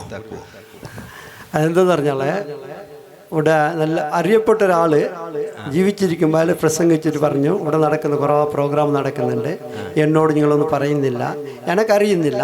എന്തിന് ഇവിടെ നടക്കുന്ന എവിടെ അവിടെ വേറെ ഒരു സ്ഥലത്തിന്റെ പേര് പറയുന്നില്ല, ഞാൻ അത് കേട്ടതാണ്. അയാൾക്ക് അറിയിക്കേണ്ട ആവശ്യം ഉണ്ടായിരുന്നു. ആവശ്യമുണ്ടായിരുന്നു. എന്തേ? അയാളോട് ഉത്തരവാദിയാള് എനക്കൊന്നും അറിയില്ല. കുറച്ച് സമയം അയാൾ മരണപ്പെട്ട് അതിന് പിന്നെ എല്ലാ സംഗതികൾക്ക് അറിയാനും പെടുന്നു. അവിടെ സിയാറത്തും നടക്കുന്നു, ഇവിടെ എല്ലാ സംഗതിയും നടക്കുന്നു. അതിനെ കുറച്ച് വിവരിക്കാൻ നല്ലതാണ്. നിങ്ങൾ അങ്ങനെ അവ്യക്തമായി പറയുന്നതിനേക്കാളും നേരിട്ട് പറഞ്ഞാൽ നന്നായിരുന്നു. ഏതായാലും സംഗതി വീഴി കിട്ടി. നിങ്ങളിപ്പോ പറഞ്ഞത് വഹാബികളെ ഒരു കുതന്ത്രത്തിന്റെ ചോദ്യമാണ്. അതായത് ചില മഹല്ലുകളിൽ നടത്തുന്ന പരിപാടി എന്നെ അറിയിക്കുന്നില്ല, എനിക്കറിയുന്നില്ല എന്ന് പറഞ്ഞിരുന്നു. മരണപ്പെട്ടതിന്റെ ശേഷം അദ്ദേഹത്തിന് എല്ലാം അറിയാൻ സാധിച്ചു. ഒന്നാമത് ഞാൻ ചോദിക്കട്ടെ, അയാളിപ്പോ മരണപ്പെട്ടതിന് ശേഷം നിങ്ങളോട് പറഞ്ഞോ ഞാനൊക്കെ അറിഞ്ഞു? ഇല്ല. പിന്നെ ഇങ്ങനെ പറഞ്ഞു ദർഗക്ക് പോന്നു. അപ്പൊ അവർ ദർഗയിലേക്ക് പോകുന്നതിന്റെ അർത്ഥം എന്താ? അവിടെ പോയിട്ട് ചോദിക്കുന്നവർക്കെല്ലാം അറിയുന്നല്ലേ? അവർക്കെല്ലാം നമ്മളെ കാര്യം അറിയുന്നല്ലേ? അവരോട് പറഞ്ഞാൽ അവർക്കറിയും. അവരോട് പോയി പറഞ്ഞാൽ അവർക്കറിയും. നേരത്തെ പറയാത്തതല്ലേ പറഞ്ഞു? പറഞ്ഞാൽ അറിയില്ല നേരത്തെ പറഞ്ഞിട്ടുണ്ടോ നിങ്ങൾ? അയാളോട് പറഞ്ഞിട്ടില്ല. ഫസ്റ്റ് പറയാത്തതല്ലേ അറിഞ്ഞിട്ടില്ല എന്ന് പറഞ്ഞിട്ടുള്ളൂ. പറഞ്ഞത് അറിയില്ല എന്ന് പറഞ്ഞിട്ടുണ്ടോ? ഇല്ലല്ലോ. ഇരിക്കട്ടെ, ഞാൻ ഏതായാലും മറുപടി പറയാം. മനസ്സിലായി, സംഗതി മനസ്സിലായിരിക്കും. അതായത്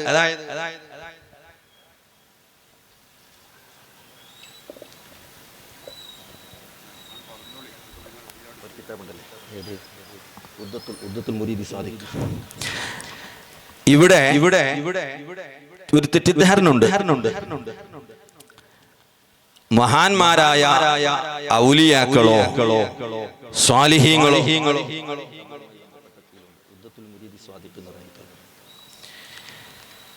അവരുടെ ഖബർ സിയാറത്ത് ചെയ്യുന്നു. അവിടെ കെട്ടിടം കെട്ടുന്നു. ആ കെട്ടിടത്തിനെ പറ്റിയാണ് ദർഗ എന്നൊക്കെ പറയുന്നത് അല്ലെ?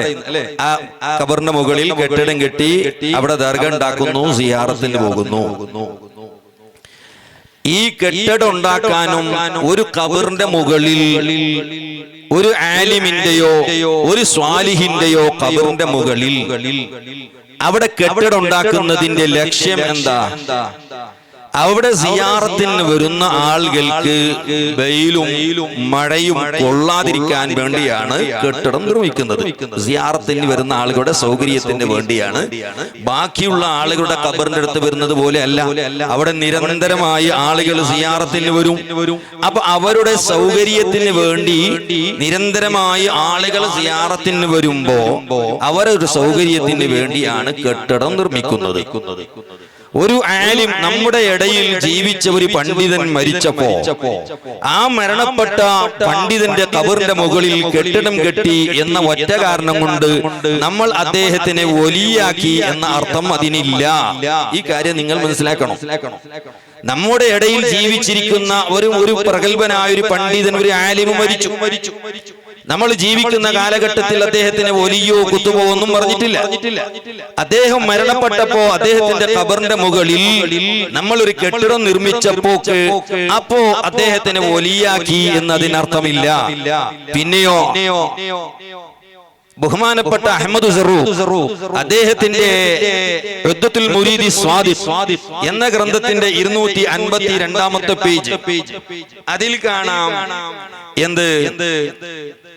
ജീവിതത്തിൽ 258-ാമത്തെ പേജ്, ഹയാത്ത് കാലഘട്ടത്തിൽ ജീവിച്ചിരിക്കുമ്പോൾ وقال الامام الغزالي ഇമാം ഗസാലി റളിയല്ലാഹു അൻഹു തൊട്ടാണ് അഹ്മദ് സറൂഖ് ഉദ്ധരിക്കുന്നത് ഇന്ന കുല്ല മൻ യജൂസു തബറുകു ഫീ ഹയാതിഹി യജൂസു തബറുകു ബിഖബ്രിഹി ബഅദ മൗതിഹി.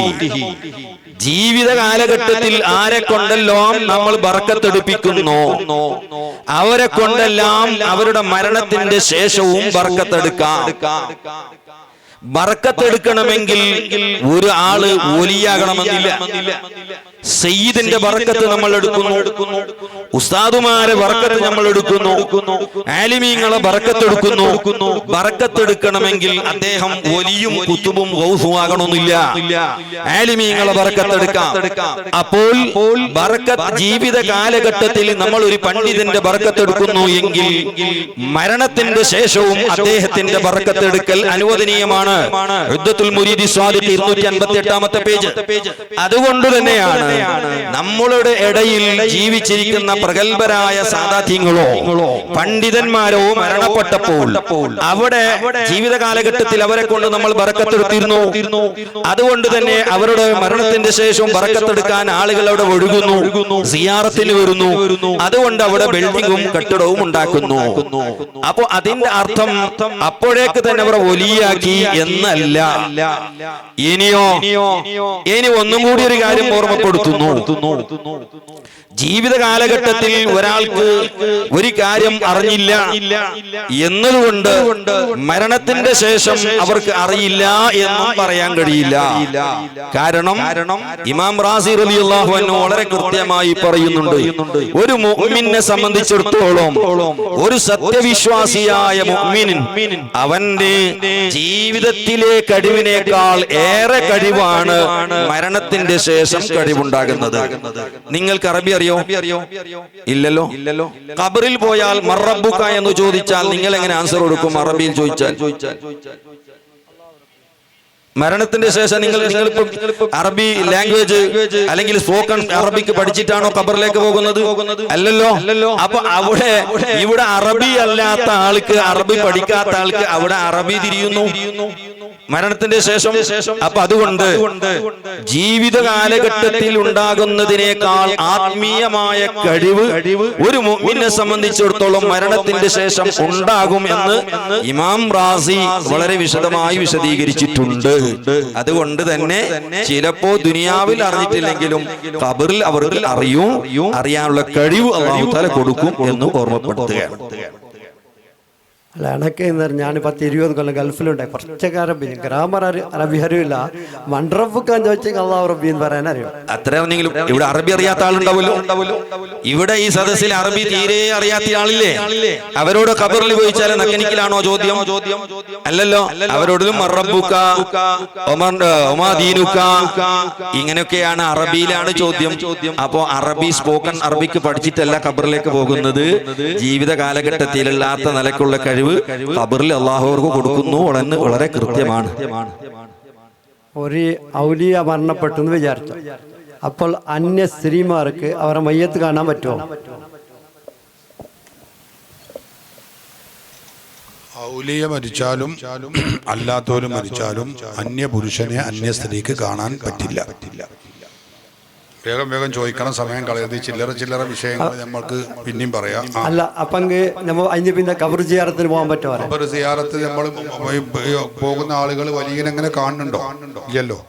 ഇപ്പൊ ഔലിയാക്കന്മാരോടൊക്കെ നമ്മൾ ഇവിടുന്ന് അജ്മീർ പോകുന്നുണ്ട്, വണ്ടിയാക്കുന്നുണ്ട്, വണ്ടിയിൽ പോകുന്നുണ്ട്. പക്ഷെ വലിയനെ നമ്മൾ വലിയനെ ഖബറടക്കപ്പെട്ടതല്ലേ, മൂപ്പറെ നമ്മളീ പോകുന്നവർ കാണുന്നുണ്ടോ? നിങ്ങൾ കാണുന്നുണ്ടോ? നമ്മളാരും കാണുന്നില്ല.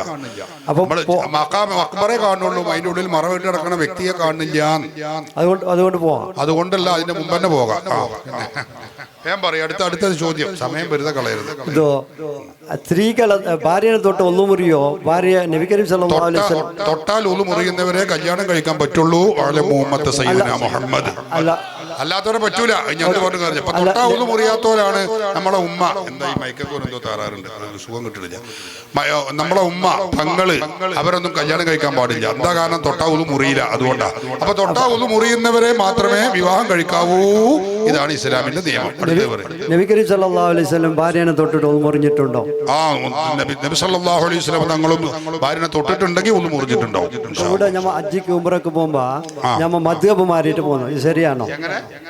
ഹജ്ജിക്ക് ഉംറക്ക് പോകുമ്പോ അനഫി ആയിട്ട് പോകുന്നു, അനഫി മദ്ഹബായിട്ട്. അതെ, ഹനഫി മദ്ഹബായി പോയിക്കോളണമെന്നൊന്നുമില്ല. ഷാഫി മദ്ഹബായി തന്നെ പോകാം.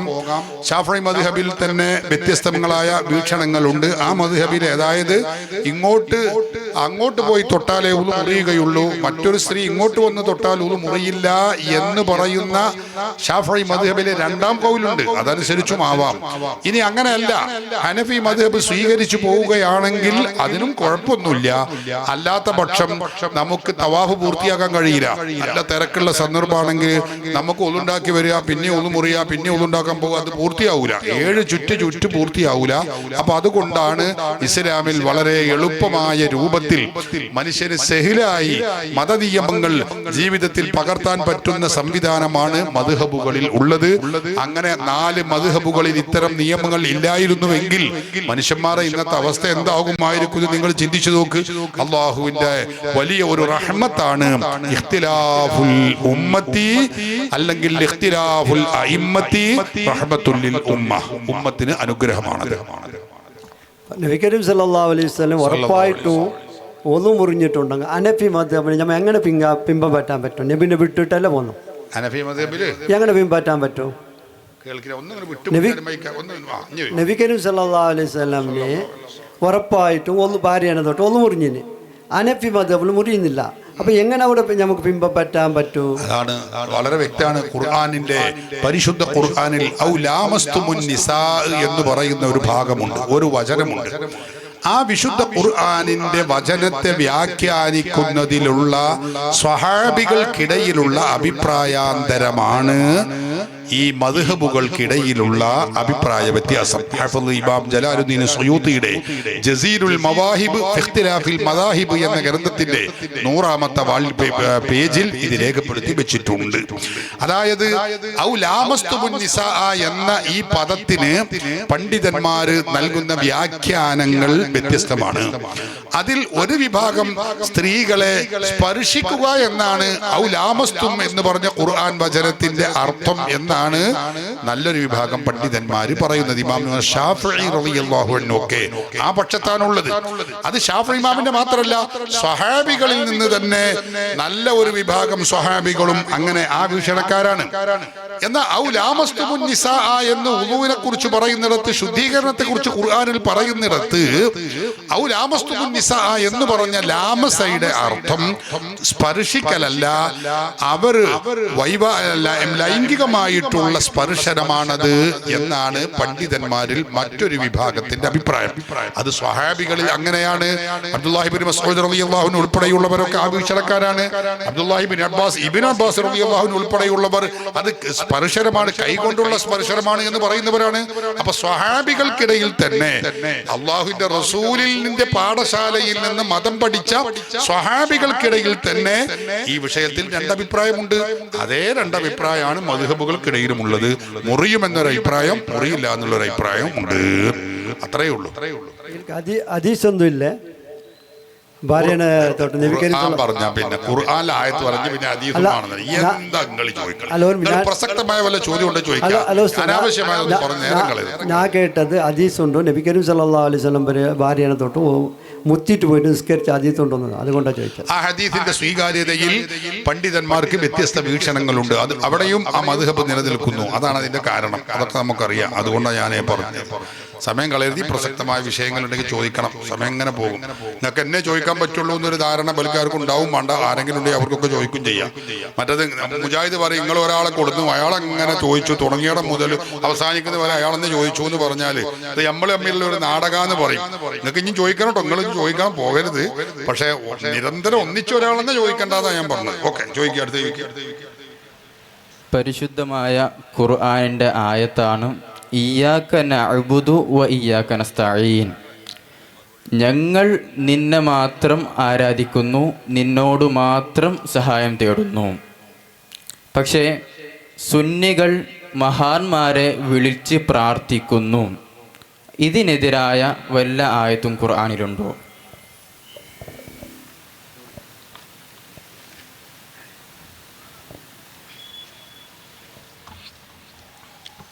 السلام عليكم ورحمة الله وبركاته.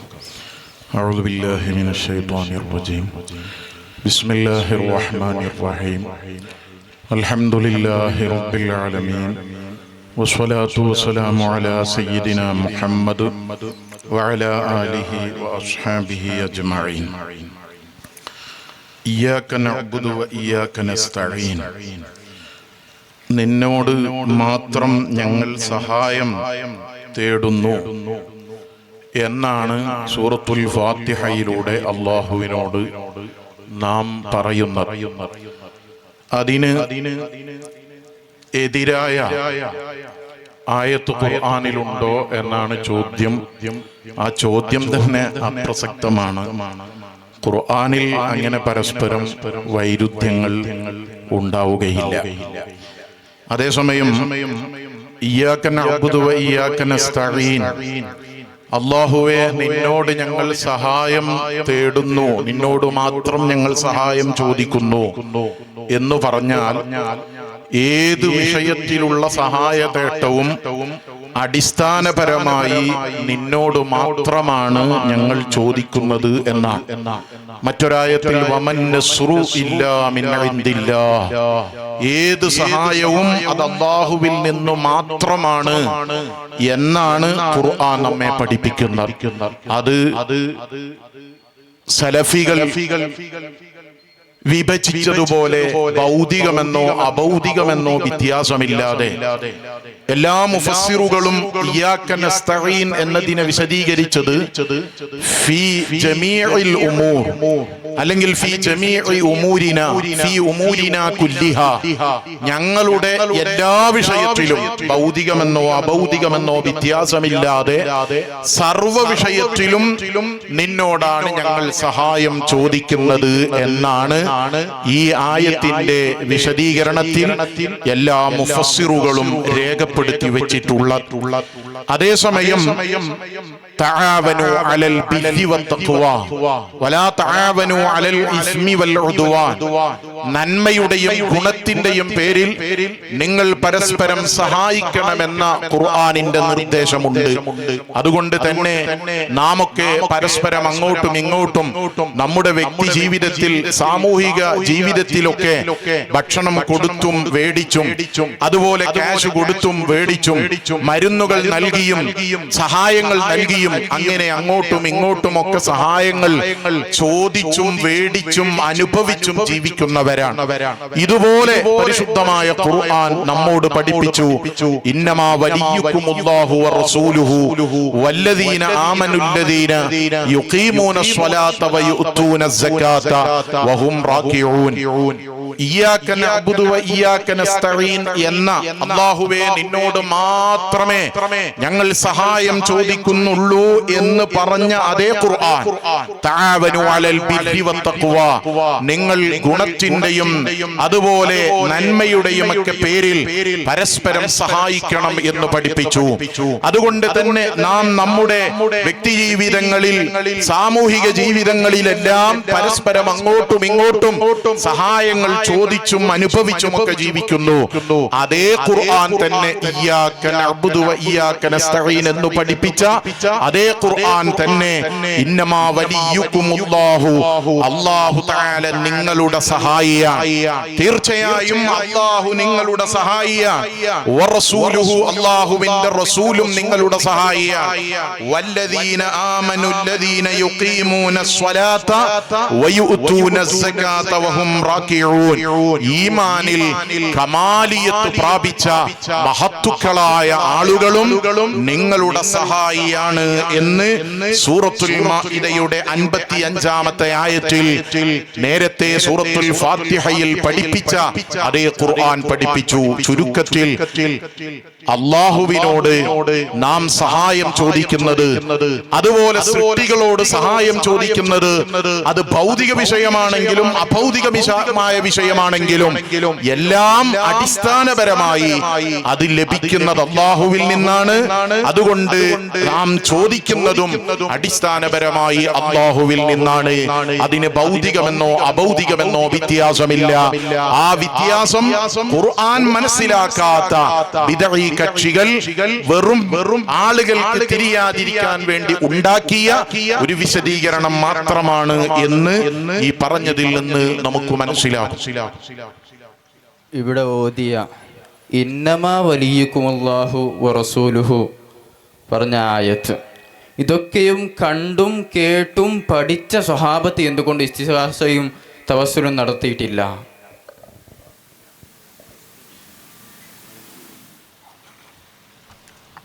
ഇന്നമാ വലിയുക്കുമുല്ലാഹു വറസൂലുഹു എന്ന ആയത്തും അതിന്റെ തൊട്ട് 56-ാമത്തെ ആയത്ത് വമൻ യതവല്ലല്ലാഹു വറസൂലഹു വല്ലദീന ആമനൂ ഫഇന്ന ഹിസ്ബല്ലാഹി ഹുമുൽ ഗാലിബൂൻ, ഇങ്ങനെ അല്ലാഹുവിനെയും റസൂലിനെയും അതുപോലെ മഹാന്മാരെയും ഒക്കെ ആരെങ്കിലും സഹായത്തിനു വിളിച്ചാൽ അവർ വിജയികളാണ് എന്ന് പറയുന്ന ആയത്തും, അതുപോലെ പരിശുദ്ധ ഖുർആനിലെ അത്തരം ധാരാളം ആയത്തുകൾ കണ്ടും കേട്ടും പഠിച്ച എന്നല്ല മുഹമ്മദുർ റസൂലുള്ളാഹി സ്വല്ലല്ലാഹു അലൈഹി വസല്ലമ തങ്ങളിൽ നിന്ന് നേരിട്ട് ദീന് പഠിച്ച സ്വഹാബത്ത്, ആ സ്വഹാബത്ത് എന്തേ ഇസ്തിഗാസ നടത്തിയില്ല എന്നാണ് ചോദ്യകർത്താവ് ഉന്നയിച്ച ചോദ്യം. കേട്ടാൽ തോന്നും എല്ലാ സ്വഹാബത്തിന്റെയും ചരിത്രവും അവരെ കുറിച്ചെല്ലാം പഠിച്ചിട്ടാണ് ഈ ചോദിക്കുന്നത് എന്ന്.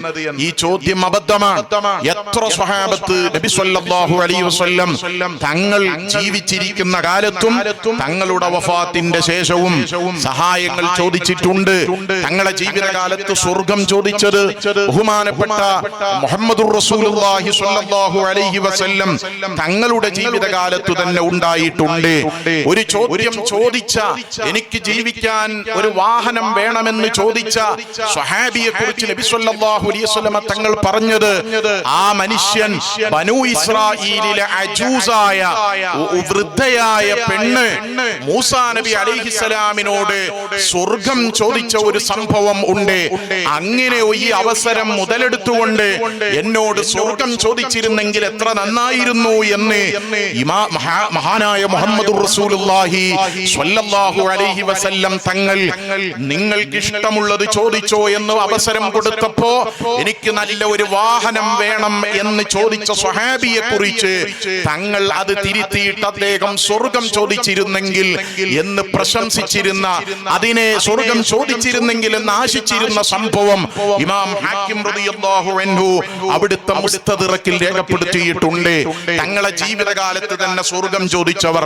അതുപോലെ തന്നെ അബൂ ഹുറൈറ റളിയല്ലാഹു അൻഹു അവിടുത്തേക്ക് മറവി രോഗമുണ്ടായപ്പോൾ തങ്ങളെ അടുക്കൽ പോയിട്ട് ഈ മറവി രോഗത്തെ കുറിച്ച് വിഷമം പറയുകയും തങ്ങൾ അതിന് പരിഹാരം നൽകുകയും ചെയ്ത സംഭവം ഇമാം ബുഖാരി റളിയല്ലാഹു അൻഹു അവിടുത്തെ സ്വഹീഹ് റിപ്പോർട്ട് ചെയ്തിട്ടുണ്ട്. അങ്ങനെ ജീവിതകാലത്ത് തന്നെ തങ്ങളെ സമീപത്ത് സ്വഹാബത്ത് പോയി ചോദിച്ച സംഭവം എത്രയാണ്. തങ്ങളെ വഫാത്തിന്റെ ശേഷമോ മഹാനായ ഉമറുൽ ഖത്താബ് റളിയല്ലാഹു അൻഹു ഭരണം നടത്തുന്ന കാലം, അന്നേതായാലും തങ്ങൾ വഫാത്തായിട്ടുണ്ടെന്ന് ഉറപ്പാണല്ലോ. ഉമറുൽ ഖത്താബ് തങ്ങൾ ആ ഭരണം നടത്തുന്ന കാലത്ത് നാട്ടിൽ വല്ലാത്ത വരൾച്ചയുള്ള, വെള്ളം കിട്ടാതെ പ്രയാസപ്പെടുന്ന സമയത്ത് മഹാനായ ഉമറുൽ ഖത്താബ് റളിയല്ലാഹു അൻഹു ആ ഭരണം നടത്തുന്ന കാലമാണ്. ബഹുമാനപ്പെട്ട ഫജാഅ റജുലുൻ ഇലാ ഖബരിൻ നബി സ്വല്ലല്ലാഹു അലൈഹി വസല്ലം, ഒരു വ്യക്തി നബി സ്വല്ലല്ലാഹു അലൈഹി വസല്ലം തങ്ങളെ ഖബറിന്റെ സമീപത്ത് വന്നു. വന്നയാളാരാണ്? അത് ബിലാൽ ഇബ്നു ഹാരിസിൽ മുസനി എന്ന സ്വഹാബിയാണ് എന്ന് ബഹുമാനപ്പെട്ട ഹാഫിദ് ഇബ്നു ഹജർ അൽ അസ്ഖലാനി റളിയല്ലാഹു അൻഹു സ്വഹീഹുൽ ബുഖാരിയുടെ വ്യാഖ്യാന ഗ്രന്ഥമായ ഫത്ഹുൽ ബാരിയിൽ ഉദ്ധരിക്കുന്നത് നമുക്ക് കാണാൻ കഴിയും. കഴിയും. ബഹുമാനപ്പെട്ട ബിലാൽ ബിൻ ഹാരിസിൽ മുസനി എന്ന സ്വഹാബി വര്യൻ റസൂലുള്ളാഹി സ്വല്ലല്ലാഹു അലൈഹി വസല്ലം തങ്ങളെ ഖബറിന്റെ സമീപത്ത് വന്നിട്ട് യാ റസൂലല്ലാഹ് ഇസ്തസ്തില്ലാഹ ലി ഉമ്മതിക ഫഇന്നഹും ഖദ് ഹലകൂ. ഓ നബിയേ, ജനങ്ങൾ മുഴുവനും വെള്ളം കിട്ടാതെ വലിയ പ്രയാസത്തിലാണ്. തങ്ങൾ ഈ ആളുകൾക്ക് വേണ്ടി വെള്ളം മേടിച്ചു തരണമെന്ന് വഫാത്തായ മുത്തുനബിയുടെ ഖബറിന്റെ സമീപത്ത് പോയി ആവശ്യപ്പെടുന്നു. തങ്ങളോട് ചോദിക്കുന്നു. അങ്ങനെ അദ്ദേഹം തിരിച്ചു പോരുന്നു. രാത്രിയിൽ ഉറങ്ങുന്ന സമയം അല്ലാഹുവിന്റെ റസൂൽ സ്വപ്നത്തിൽ അദ്ദേഹത്തിന്റെ അടുക്കൽ വന്നിട്ട്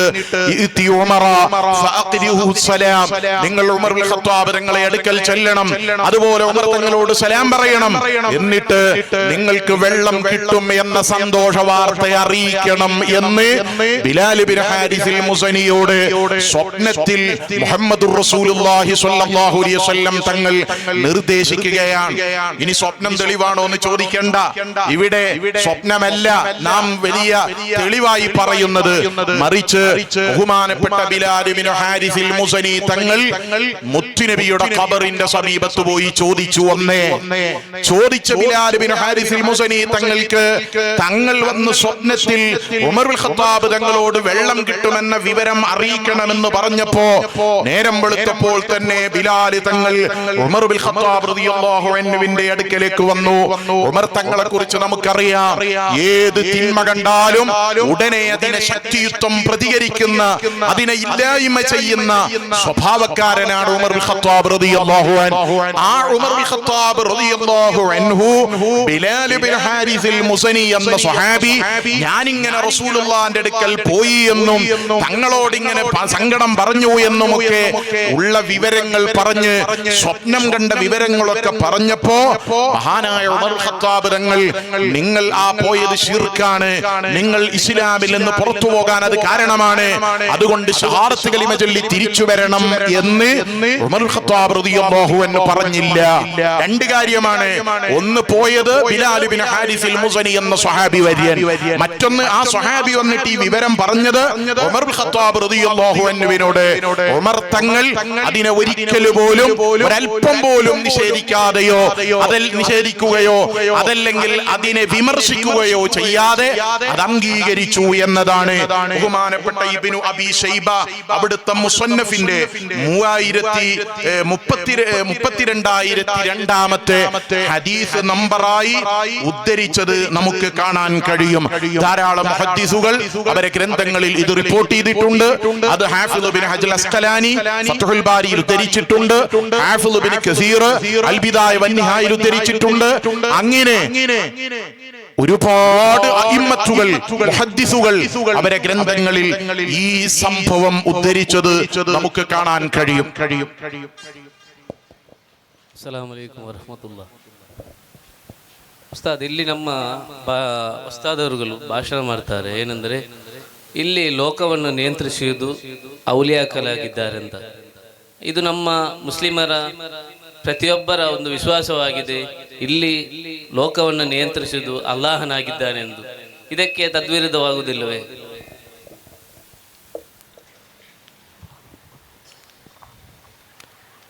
കന്നഡയിൽ പറയണ, മലയാളത്തിൽ പറയണ, നക്കനിക്കൽ പറയണ?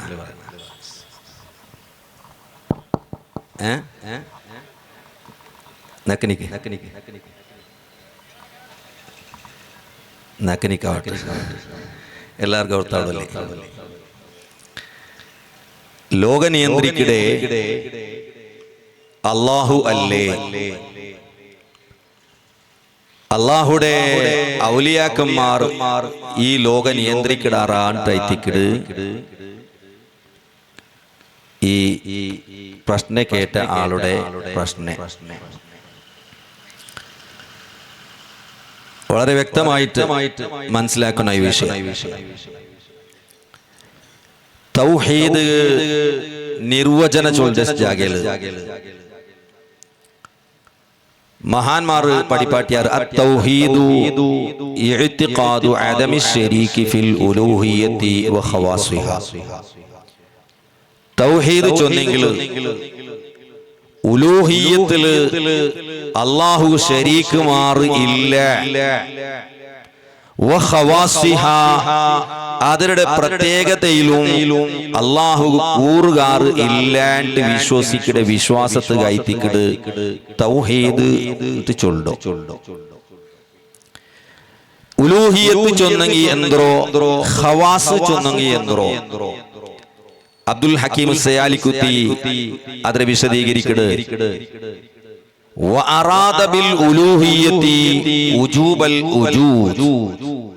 ഉലൂഹിയത്ത് കൊണ്ട് ഉദ്ദേശിക്കടോ അസ്തിത്വ കട്ടായ ആയവണോ അല്ലാഹു അല്ലാണ്ട് വേറെ ആരും ഇല്ല.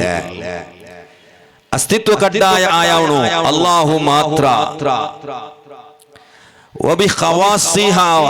അതര ഖവാസ് കൊണ്ട് ഉദ്ദേശിക്കടോ അൽ ഉമൂറൽ മുതഫർരിഅത അലൈഹി. വാജിബുൽ വുജൂദ് അസ്തിത്വ കട്ടായ ആയ ആളുകൾക്ക് ബർമത്തുകു അതൊക്കെ തഫ്രീആയി ബണ്ടോ അതിന് പ്രത്യേകമായ 3 സംഗതിയുണ്ട്. ഒബി ഖവാസിഹ അതര ഖവാസ് കൊണ്ട് ഉദ്ദേശിക്കപ്പെടോ എന്ത് 3 വിഷയായിട്ടിക്കട്ടെ. ഒന്ന് മിൻ കൗനിഹി ഖാലിഖൻ ലിൽ അജ്സാ. ഈ പ്രപഞ്ചത്തെ സൃഷ്ടിച്ചവനു അല്ലാഹു ആയിത്തിക്കട. ജണ്ട് വമുദബ്ബിറൻ ലിൽ ആലം. ഈ പ്രപഞ്ചത്തെ നിയന്ത്രിക്കുന്നവനു അല്ലാഹു ആയിത്തിക്കട. മൂന്നാമത്തേത് വമുസ്തഹിഖൻ ലിൽ ഇബാദ. ആരാധനക്ക് അർഹനായവനു അല്ലാഹു. അപ്പൊ തൗഹീദ് ചൊന്നെങ്കിൽ മിനിമം 4 വിഷയം അതിൽ ബണ്ട്. അസ്തിത്വ കട്ടായ ആയവണു, ഈ പ്രപഞ്ചത്തെ സൃഷ്ടാവും ഈ പ്രപഞ്ചത്തെ നിയന്ത്രിക്കുന്നവനും ഈ അതുപോലെ ആരാധനക്ക് അർഹനായവനും അല്ലാഹു അല്ലാണ്ട് വേറെ ആരും ഇല്ല. ഈ വിശ്വാസത്തെ കയറ്റിക്കിട തൗഹീദ് ചൊല്ലോ. അതായിത്തിക്കിട ലാ ഇലാഹ ഇല്ലല്ലാഹ് എന്നതിന്റെ അർത്ഥം. അപ്പൊ മുദബ്ബിറുൽ ആലം ഈ പ്രപഞ്ചത്തെ നിയന്ത്രിക്കുക ചൊല്ലത് അല്ലാഹുയുടെ ഒരു ഖുസൂസിയത്തായിത്തിക്കിട. അവന്റെ ഖവാസിൽപ്പെട്ട ഒരു വിഷയമായിട്ടിക്കട്. ഈ ജഗത്തുടോ ഈ പ്രപഞ്ചച്ചോ നിയന്ത്രിക്കുകയുണ്ടായി. പക്ഷേ അതിന്റെ അർത്ഥം ഈ പ്രപഞ്ചത്തിൽ ഒരാൾക്കും ഒരു നിയന്ത്രണവും ഇല്ല എന്നല്ല.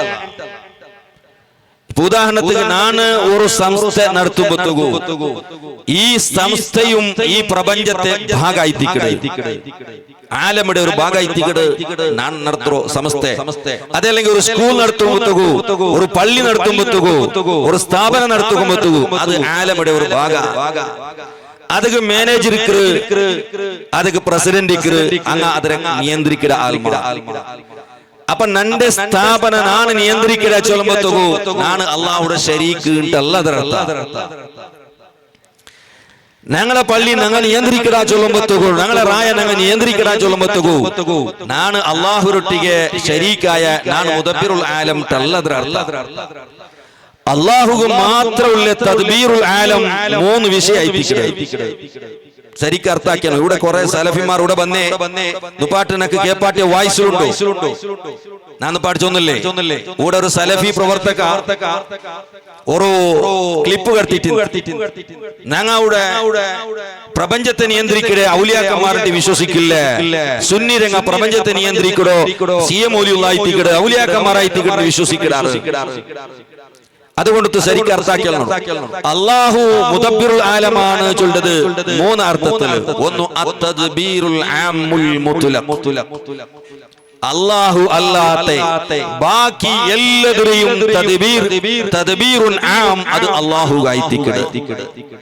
എല്ലാത്തിരുടെയും കൺട്രോളർ അല്ലാഹു ആയിത്തിക്കടെ.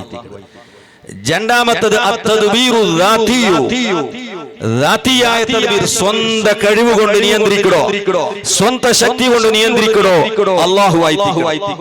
ബാക്കി ആരും വല്ല തദ്ബീർ കൊടുത്തിട്ടുണ്ടെങ്കിൽ അല്ലാഹു കൊടുത്ത ശക്തി കൊണ്ട് അങ്ങ് കൺട്രോൾ ആക്കണ്ടാറ്, തദ്ബീർ ആക്കണ്ടാറ്. മൂന്നാമത്തേത് അത്തദ്ബീറു നിഹായി, പറഞ്ഞാൽ അവന്റെ മേല് വേറൊരു തദ്ബീർ ഒരു മുദബ്ബിറില്ല. അള്ളാഹുടെ ക്വസ്റ്റ്യൻ ആക്കടോ ഒരു മുദബ്ബിർ ഈ പ്രപഞ്ചത്തിൽ ഇല്ല. ലാ യുസ്അലു അമ്മാ യഫ്അലു വഹും യുസ്അലു. ബാക്കിന്ന ആൾമാരെ ചോദ്യം ചെയ്യുക അള്ളാഹുടെ ക്വസ്റ്റ്യൻ ആക്കുക. ഈ ലോകത്ത് ഒരു മുദബ്ബിറും ഇല്ല. ഈ മൂന്നർത്ഥത്തില് അള്ളാഹു മാത്രായിത്തിക്കട് മുദബ്ബിറുൽ ആലം. അതേസമയം ഈ പ്രപഞ്ചത്തെ ചെറിയ സ്വറ ചില ജോബ് അള്ളാഹു മലക്കിറക്കും ഔലിയാക്കന്മാർക്കും അള്ളാഹു ഏൽപ്പാട്ട. فالمدبرات أمرا والنازعات غرقا والناشطات نشطا والسابحات سبحا فالسابقات سبقا فالمدبرات أمرا. കാര്യങ്ങളെ നിയന്ത്രിക്കടെ ആൽമാർ സത്യ. ഈ ഫൽ മുദബ്ബിറാത്തി അംറ ഞാൻ ഓർമ്മത്തു പുത്തൂർ ബണ്ണൂരിൽ പോയപ്പോ ഒരു സലഫി വന്നപ്പോ ഞാന് അവിടെ സവാളിട്ടിന്ന് ബണ്ണൂറല്ല കൂർനടുക്കത്തില് ഫൽ മുദബ്ബിറാത്തി അംറ ഈ ചൊല്ലുടെ ആയത്തിലോ തഫ്സീറിന്റെ ഗ്രന്ഥ വെച്ചിട്ട് അർത്ഥവയ്ക്കോ നിങ്ങളുടെ ഒരു ആൺമോനുണ്ടോ? കാരണം ഫൽ മുദബ്ബിറാത്തി അംറ എന്ന ആയത്തുക്ക് മുഫസ്സിരീങ്ങൾ രണ്ട് വ്യാഖ്യാനം കൊടുത്തതാണ്. ഒന്നു കാര്യങ്ങളെ നിയന്ത്രിക്കടെ മലക്കുക, രണ്ടാമത്തത് അർവാഹു സ്വാലിഹീൻ സ്വാലിഹീങ്ങളെ അർവാഹ്. ഇമാം റാസി റളിയല്ലാഹു അൻഹു തഫ്സീറുൽ കബീറിൽ ഉദ്ധരിക്കുന്നു. ഇമാം മാതുരിദി അദ്ദേഹത്തിന്റെ തഫ്സീറിൽ ഉദ്ധരിക്കുന്നു. ഇമാം അതുപോലെ തഫ്സീറുൽ ലുബാബിലുണ്ട്, ഒരുപാട് തഫ്സീറുണ്ട്. അർവാഹു സ്വാലിഹീൻ സ്വാലിഹീങ്ങളെ അർവാഹ് ഈ പ്രപഞ്ചത്തെ നിയന്ത്രിക്കട്. ആ നിയന്ത്രിക്കട് ചൊല്ലുമ്പോ അങ്ങ് അള്ളാഹുരെ കൂറുകാരാവില്ല. ഉദാഹരണത്തിന് മല വെറുപ്പാട്ടോ മീകായിൽ അലൈഹിസ്സലാത്തു വസ്സലാം അല്ലേ? അതേ സമയത്ത് ഖുർആനിൽ യുൻസിലുൽ ഗൈസ അല്ലാഹു മഴ വെറുപ്പാട്ടുണ്ട്. അതേ സമയം മീകായിൽ ചൊല്ലുന്ന മലക്ക് മല വെറുപ്പാട്ട്. അതിനർത്ഥ മീകായിൽ അള്ളാഹുടെ ശരീക്കുണ്ടല്ല. അള്ളാഹു ഏൽപ്പാട്ടിയോ ഒരു സ്വർഗ്ഗ ആള് അള്ളാഹുടെ ഒരു ആമിൽ ഒരു സ്വർഗ്ഗ ആളായിട്ടിക്കട്. ഇപ്പൊ ഉദാഹരണത്തിന് നാണ് നന്റെ ഔത്തുളു ഒരു സ്വർഗ്ഗ ആളെ ഒരു സ്വറ ഏൽപ്പാട്ടെങ്കിൽ നന്റെ സ്ഥാപനത്തിൽ നാണ് ഒരാൾ ഒരു സ്വറ ഏൽപ്പാട്ടെങ്കിൽ ആ സ്വറ ആക്കടാള് നന്റെ ശരീക്കല്ല, നന്റെ പാർട്ട്ണർ അല്ല. ഒരു ബിസിനസ് നടത്തുന്ന കമ്പനി നടത്തുന്ന ആള് അവിടെ ഒരു മാനേജറായി ഒരു സ്റ്റാഫിനെ വെച്ചെങ്കിൽ ആ മാനേജർ ആ കമ്പനിന്റെ ഓണറൊട്ടിಗೆ ശരീക്കാവില്ല, അവന് സ്വർത്തോണ് മാത്ര. ഇതേപോലെ മലക്കിറങ്ക ഔലിയാക്കന്മാർക ഈ ലോകത്തെ നിയന്ത്രിക്കടെ ഏതെങ്കിലും ഒരു സ്വറ കൊടുത്തിട്ടുണ്ടെങ്കിൽ അങ്ങ് അള്ളാഹുരെ ശരീക്കന്മാർ ആവില്ല, അള്ളാഹുടെ സ്വർത്തരംഗ മാത്രമേ ആവൂടെ. അള്ളാഹു ഏൽപ്പാട്ടിയോ അള്ളാഹു കൊടുത്ത സ്വറ ആക്കിടങ്ങ മാത്ര. മീകായിൽ മലയുടെ മുദബ്ബിറായി തിക്കട്. അതേപോലെ ഇസ്രാഫീൽ ഖബ്ലുൽ അർവാഹിന്റെ മുദബ്ബിറായി തിക്കട്. ചൊന്നെങ്കിൽ ആ സ്വറ എടുക്കുന്ന ആൾമാർ മാത്ര. അതുകൊണ്ട് ഔലിയാക്കന്മാർക്ക് ഈ പ്രപഞ്ചത്തെ ഏതെങ്കിലും ഒരു സ്വറ തദ്ബീറിന്റെ രൂപത്തിൽ അള്ളാഹു ഏൽപ്പാട്ടിട്ടുണ്ടെങ്കിൽ അങ്ങ് അള്ളാഹുരെ ശരീക്കന്മാർ ആവില്ല, അള്ളാഹുടെ സ്വർഗ്ഗ ആൾമാർ മാത്രമേ ആവൂടെ. അതുകൊണ്ട് ഈ വ്യത്യാസം മനസ്സിലാക്കാണ്ട് ഈ പാവത്തെ ആൽമാരെ തെറുതപ്പട്ടു വേണ്ട ഇത് മാത്ര ഈ സലഫിരംഗം നടന്നോട്ടുള്ളാറ്.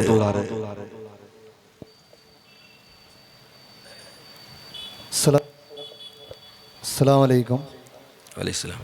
ഒരു ചോദ്യം, അതായത് സുന്നികളെ ഈമാൻ നഷ്ടപ്പെടുത്തുന്നതായ വിദയി കക്ഷികളുടെ ഒരു ഏർപ്പാടാണ് സുന്നികൾ മരണപ്പെട്ടതിന് ശേഷം മരിച്ചവരുടെ പേരിൽ 3ന്റെ ദുആ, 7ന്റെ ദുആ, അതുപോലെ 13, 40 ഇങ്ങനെ അറിയപ്പെടുന്ന ദുആ മജ്ലിസ് നടത്തുന്നുണ്ട്. അതെനിക്ക് നബി സല്ലല്ലാഹു അലൈഹി വസല്ലമ തങ്ങൾ, സ്വഹാബികൾ, താബിഈങ്ങൾ ഇതുപോലത്തെ മഹാന്മാരുടെ ഇടയിൽ അവർ നടത്തിയിട്ടുണ്ടോ?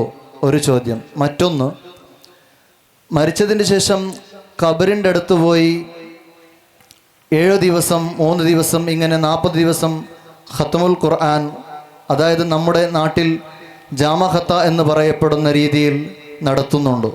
അത് നബി സല്ലല്ലാഹു അലൈഹി വസല്ലമ തങ്ങളുടെ കാലഘട്ടത്തിലോ സ്വഹാബിയുടെ കാലഘട്ടത്തിലോ താബീങ്ങല കാലഘട്ടത്തിലോ നടന്നിട്ടുണ്ടോ? നബി സല്ലല്ലാഹു അലൈഹി വസല്ലം തങ്ങൾ കിണർ കുഴിക്കാൻ പറഞ്ഞിട്ടുണ്ട് മരണപ്പെട്ടവരുടെ പേരിൽ. ഇതുപോലത്തെ എന്തെങ്കിലും പറഞ്ഞിട്ടുണ്ടോ എന്നാണ് ചോദ്യം. മരണപ്പെട്ടു പോയ ആളുകളുടെ പേരിൽ 3-ന്റെയും 7-ന്റെയും 40-ന്റെയും ദുആകൾ നടത്താറുണ്ട്. ഇതിന് വല്ല തെളിവും ഉണ്ടോ എന്നതാണ്. വളരെ കൃത്യമായ തെളിവിന്റെ അടിസ്ഥാനത്തിൽ സ്ഥിരപ്പെട്ട കാര്യമാണ് ഈ പറഞ്ഞതെല്ലാം. അതായത് 3-ന്റെന്നോ 7-ന്റെന്നോ നമ്മുടെ നാട്ടിലെ പതിവ് 3-ന്റെ ദുആ, അത് കഴിഞ്ഞാൽ പിന്നെ 7 അല്ലെങ്കിൽ 11, പിന്നീട് 40, പിന്നെ കൊല്ലത്തിൽ. എന്നാൽ ഫതുഹുൽ മുഈനിന്റെ മത്നാകുന്ന ഖുറത്തുൽ ഐൻ, അതിന്റെ ശറഹാകുന്ന നിഹായത്തുൽ സൈനിൽ കാണാം, മുമ്പ് കാലങ്ങളിൽ അത്ര മാത്രമല്ല, മരണപ്പെട്ടാൽ 3-ന്റെ ഒരു ദുആ ഉണ്ടാവും, പിന്നീട് 7-ന് ഒരു ദുആ ഉണ്ടാവും, അത് കഴിഞ്ഞാൽ 20-ന് ഒരു ദുആ ഉണ്ടാവും, അത് കഴിഞ്ഞാൽ പിന്നെ 40-ന് ഒരു ദുആ ഉണ്ടാവും, പിന്നെ 100-ാമത്തെ ദിവസത്തിൽ ഒരു ദുആ ഉണ്ടാവും, പിന്നെ കൊല്ലം തോറും ഉണ്ടാവും. നിഹായത്തുൽ സൈനിൽ നമുക്ക് കാണാം. അപ്പൊ ഏതിരുന്നാലും ഇരിക്കട്ടെ, ഇതിന്റെ അടിസ്ഥാനം എന്താ? ഇതിന്റെ അടിസ്ഥാനം മരണപ്പെട്ടു പോയ ആളുകളുടെ പേരിൽ ദാനധർമ്മം ചെയ്യുക, അവർക്ക് വേണ്ടി പ്രാർത്ഥിക്കുക, അവർക്ക് വേണ്ടി ഖുർആൻ ഓതുക. ഈ ലക്ഷ്യത്തിലാണ് 3-ന്റെയും 7-ന്റെയും 40-ന്റെയും ദിവസങ്ങളിൽ നമ്മൾ ഒരുമിച്ചുകൂടി നടത്തുന്നത്. പക്ഷേ നമ്മൾ ആരും ഇന്നേ വരെ 3-ന്റെന്ന് ഒരു പ്രത്യേക സുന്നത്തുണ്ട് എന്ന് ഇന്നേ വരെ നമ്മൾ ആരും പറഞ്ഞിട്ടില്ല. 7-ന്റെന്ന് പ്രത്യേക സുന്നത്തുണ്ട് എന്ന് ആരും പറഞ്ഞിട്ടില്ല. എന്ന് പറഞ്ഞാൽ 6-ാമത്തെ ദിവസവും നടത്താം, 8-ാമത്തെ ദിവസവും നടത്താം, 10-ന്റെയൊന്നും നടത്താം. പക്ഷെ നമ്മുടെ നാട്ടിലെ പതിവാണ് 3-ഉം 7-ഉം 40-ഉം എന്നത്. അത് നമ്മുടെ നാട്ടിലെ ആദത്ത് മാത്രമാണ്. അന്ന് ഒരു പ്രത്യേക സുന്നത്തുണ്ട് എന്ന വിശ്വാസം നമുക്ക് ആർക്കില്ല. അതുകൊണ്ട് 40-ന് ആർക്കെങ്കിലും തകരാറുണ്ടെങ്കിൽ വഹാബികളോട് ഞങ്ങൾ പറയുന്നു, നിങ്ങൾ 39-ന് നിർത്തിക്കോളി, കുഴപ്പമില്ല. അല്ല 41-ന് നിർത്തിക്കോളി, എന്നാലും കുഴപ്പമില്ല, ഞങ്ങൾ വരാം. അപ്പോ 40-ന് തന്നെ വേണം എന്ന് നമുക്ക് വാശിയില്ല. അന്ന് പ്രത്യേക സുന്നത്തുണ്ട് എന്ന് വിശ്വാസം നമുക്ക് വാശിയില്ല. പിന്നെ മൊത്തത്തിൽ അവർക്ക് വേണ്ടി ദുആ നടത്തലും സ്വതക്ക ചെയ്യലും അന്നദാനം നടത്തലും ഒക്കെ സുന്നത്തുണ്ട് എന്ന് പരിശുദ്ധമായ ഇസ്ലാം പഠിപ്പിച്ചിട്ടുണ്ട്. എന്താണ് അവിടെ ചെയ്യപ്പെടുന്നത്? ഒന്ന്, അവരുടെ മേലിൽ നമ്മൾ ഖുർആൻ പാരായണം നടത്തുന്നു. മരിച്ചവർക്ക് വേണ്ടി ഖുർആൻ പാരായണം നടത്തുന്നത് ഹദീസ് കൊണ്ട് സ്ഥിരപ്പെട്ട കാര്യമാണ്. നേരത്തെ ഉസ്താദ് അവർകൾ വായിച്ചിട്ടുണ്ട്, ഇഖ്റഉ അലാ മൗതാകും യാസീൻ, നിങ്ങൾ മരിച്ചവർക്ക് യാസീൻ ഓതണം. അതുപോലെ ഇബ്നു ഖയ്യിമിന്റെ അർറൂഹിൽ കാണാം, കാനത്തിൽ അൻസാറു, അൻസാറുകളായ സ്വഹാബത്തായിരുന്നു. അവരിൽ നിന്ന് ആരെങ്കിലും മരണപ്പെട്ടാൽ ഖബറിന്റെ അടുത്ത് പോയി ഖുർആൻ ഓതും. അതുകൊണ്ട് ഖുർആൻ ഓതുന്നത് സ്ഥിരപ്പെട്ട കാര്യമാണ്. മരിച്ചവർക്ക് വേണ്ടി സദഖ ചെയ്യുന്നത് ഇജ്മാ കൊണ്ട് സ്ഥിരപ്പെട്ട കാര്യമാണ്. മാത്രമല്ല, ബഹുമാനപ്പെട്ട ഇമാം സുയൂത്തി റളിയല്ലാഹു അൻഹു അൽ ഹാബിലിൽ ഫതാവിൽ രേഖപ്പെടുത്തുന്നു, സ്വഹാബത്ത് 1 മുതൽ 7 വരെ നിരന്തരമായി മരണപ്പെട്ട പേരിൽ സദഖ ചെയ്യാറുണ്ടായിരുന്നു. നമ്മൾ സൗകര്യത്തിന് 7-ാമത്തെ ദിവസത്തിൽ നടത്തുന്നു. പക്ഷെ സ്വഹാബത്ത് അങ്ങനെയല്ല. സ്വഹാബത്ത് 1 മുതൽ 7 വരെ നിരന്തരമായി അവരുടെ മേലിൽ അന്നദാനം അല്ലെങ്കിൽ സ്വതക്ക നടത്തിയിരുന്നു എന്ന് അൽ ഹാബിലിൽ ഫതാവയിൽ വളരെ കൃത്യമായി നമുക്ക് കാണാൻ കഴിയും. പിന്നെ നേരത്തെ പറഞ്ഞു, അവരുടെ ഖബറിന്റെ മേലെ ജാമഖത്തം ഓതുന്നത് എനിക്ക് തെളിവുണ്ടോ? നിങ്ങൾ നോക്കി, ഒരു ഹദീസ് ഞാൻ ഉദ്ധരിക്കാം. ബഹുമാനപ്പെട്ട ഇമ്രാൻ ഇബ്നു അബി അത്താ റളിയല്ലാഹു അൻഹു പറയുന്നു, ഇമാം തബറാനി റിപ്പോർട്ട് ചെയ്ത ഹദീസാണ്, ഷഹീദു മുഹമ്മദ് ഇബ്നുൽ ഹനഫിയ, മുഹമ്മദ് ഇബ്നുൽ ഹനഫിയ റളിയല്ലാഹു അൻഹു മരിച്ചപ്പോൾ ഞാൻ അവിടെ ഹാജറുണ്ടായിരുന്നു. മുഹമ്മദ് ബിൻ ഹനഫിയത്തിന്റെ അടുത്ത് ഞാനുണ്ടായിരുന്നു. ഹീന മാത ഇബ്നു അബ്ബാസ് ബിത്വായിഫ്. ഇബ്നു അബ്ബാസ് തങ്ങൾ മരണപ്പെട്ടപ്പോൾ തായിഫിൽ ഞാൻ ഉണ്ടായിരുന്നു. ഫകബ്ബറ അലൈഹി അർബഅൻ. മഹാനവർകൾ മയ്യത്ത് നിസ്കരിച്ചു മുഹമ്മദ് ബിൻ ഹനഫിയ. വഅഖദഹു മിൻ ഖിബലിൽ ഖിബ്ല. ഖിബ്ലന്റെ ഭാഗത്തിലൂടെ മയ്യത്ത് കൊണ്ടുപോയി. ഹീന അദ്ഖലഹുൽ ഖബറ വലറബ അലൈഹി ഫുസ്താതൻ സലാസത അയ്യാമിൻ. മഹാന്റെ ഖബറിന്റെ മീതെ 3 ദിവസം പന്തലിട്ടിരുന്നു, ടെന്റ് കെട്ടിയിരുന്നു. ഇമാം തബറാനി മുഅ്ജമുൽ കബീർ 10573 നമ്പർ ഹദീസ്. ആ ഹദീസ് വിശദീകരിച്ചുകൊണ്ട് പണ്ഡിതന്മാർ പറഞ്ഞു, എന്തിനാണ് ഖബറിന്റെ മീതെ ടെന്റ് കെട്ടിയത്, പന്തലിട്ടത്? വലാഹിറുൻ, വളരെ വ്യക്തമാണ്. അന്ന ലർബൽ ഫുസ്താത്തി ലൈസ ഇല്ലാ ലിഅജ്ലിൽ ഖിറാഅ. അത് ഖുർആൻ ഓതാൻ വേണ്ടി മാത്രമാണ് പന്തലിട്ടത്. ലാ ഗൈറു, വേറെ ഒന്നും അല്ല. മജ്മുഉൽ അൻഹാർ ഫീ ശർഹി മുൽതഖൽ അബ്ഹാർ 2ാം വാള്യം 582 പേജ്. അപ്പോ മുഹമ്മദ് ഇബ്നു അബ്ബാസ് എന്ന സ്വഹാബി മരണപ്പെട്ടപ്പോ ആ കാലഘട്ടത്തിലെ മഹാന്മാരായ സ്വഹാബത്തും താബീകളും ഒക്കെ മഹാന്റെ ഖബറിന്റെ മീതെ 3 ദിവസം ജാമഖത്തമിട്ടിരുന്നു എന്ന് വളരെ കൃത്യമായി ഇമാം തബറാനിയുടെ മുഅ്ജമുൽ കബീർ എന്ന ഹദീസിന്റെ ഗ്രന്ഥത്തിൽ നിന്ന് വ്യക്തമാണ്. അതുകൊണ്ട് ജാമഖത്തം ഇസ്ലാമിൽ ഉള്ളതാണ്. അവരുടെ മേലിൽ അന്നദാനം നടത്തുന്നതും ഉള്ളതാണ് എന്ന് ഓർമ്മപ്പെടുത്തുന്നു.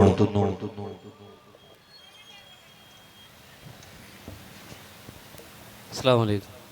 ഉസ്താദ് മുപ്പാടെ നിങ്ങൾ ചൊന്നാറല്ലേ ഔലിയാക്കന്മാരെ ഖബർ എത്തറാക്കി കെട്ടുന്ന വിഷയത്തിൽ, ഈ ഔലിയാക്കന്മാരെ ഖബർ എത്തറാക്കി കെട്ടുന്ന വിഷയത്തിൽ ഖുർആനിൽ അല്ലെങ്കിൽ ഹദീസിലുണ്ടാ? അലീറലെല്ലാവന്നു അബുൽ ചൊല്ല ആൾട്ട ഇങ്ങനെ എത്തിക്കെട്ട് എല്ലാ ഖബറും നാശാക്കുന്ന ചൊന്നരല്ലേ, അത് ഹദീസിലുണ്ടല്ലേ? അതുമാത്രമല്ല, ഈ എത്തിക്കെട്ടത് മുസ്ലിമീങ്ങളെ ഖബർ എത്തിക്കറിച്ചു മുസന്നഫ് അബ്ദുൽ റസാഖിലുണ്ടല്ലേ? അപ്പോൾ അത് ഈ ഖുർആനിലും അല്ലെങ്കിൽ ഹദീസിൽ എന്തെങ്കിലും തെളിവുണ്ടോ?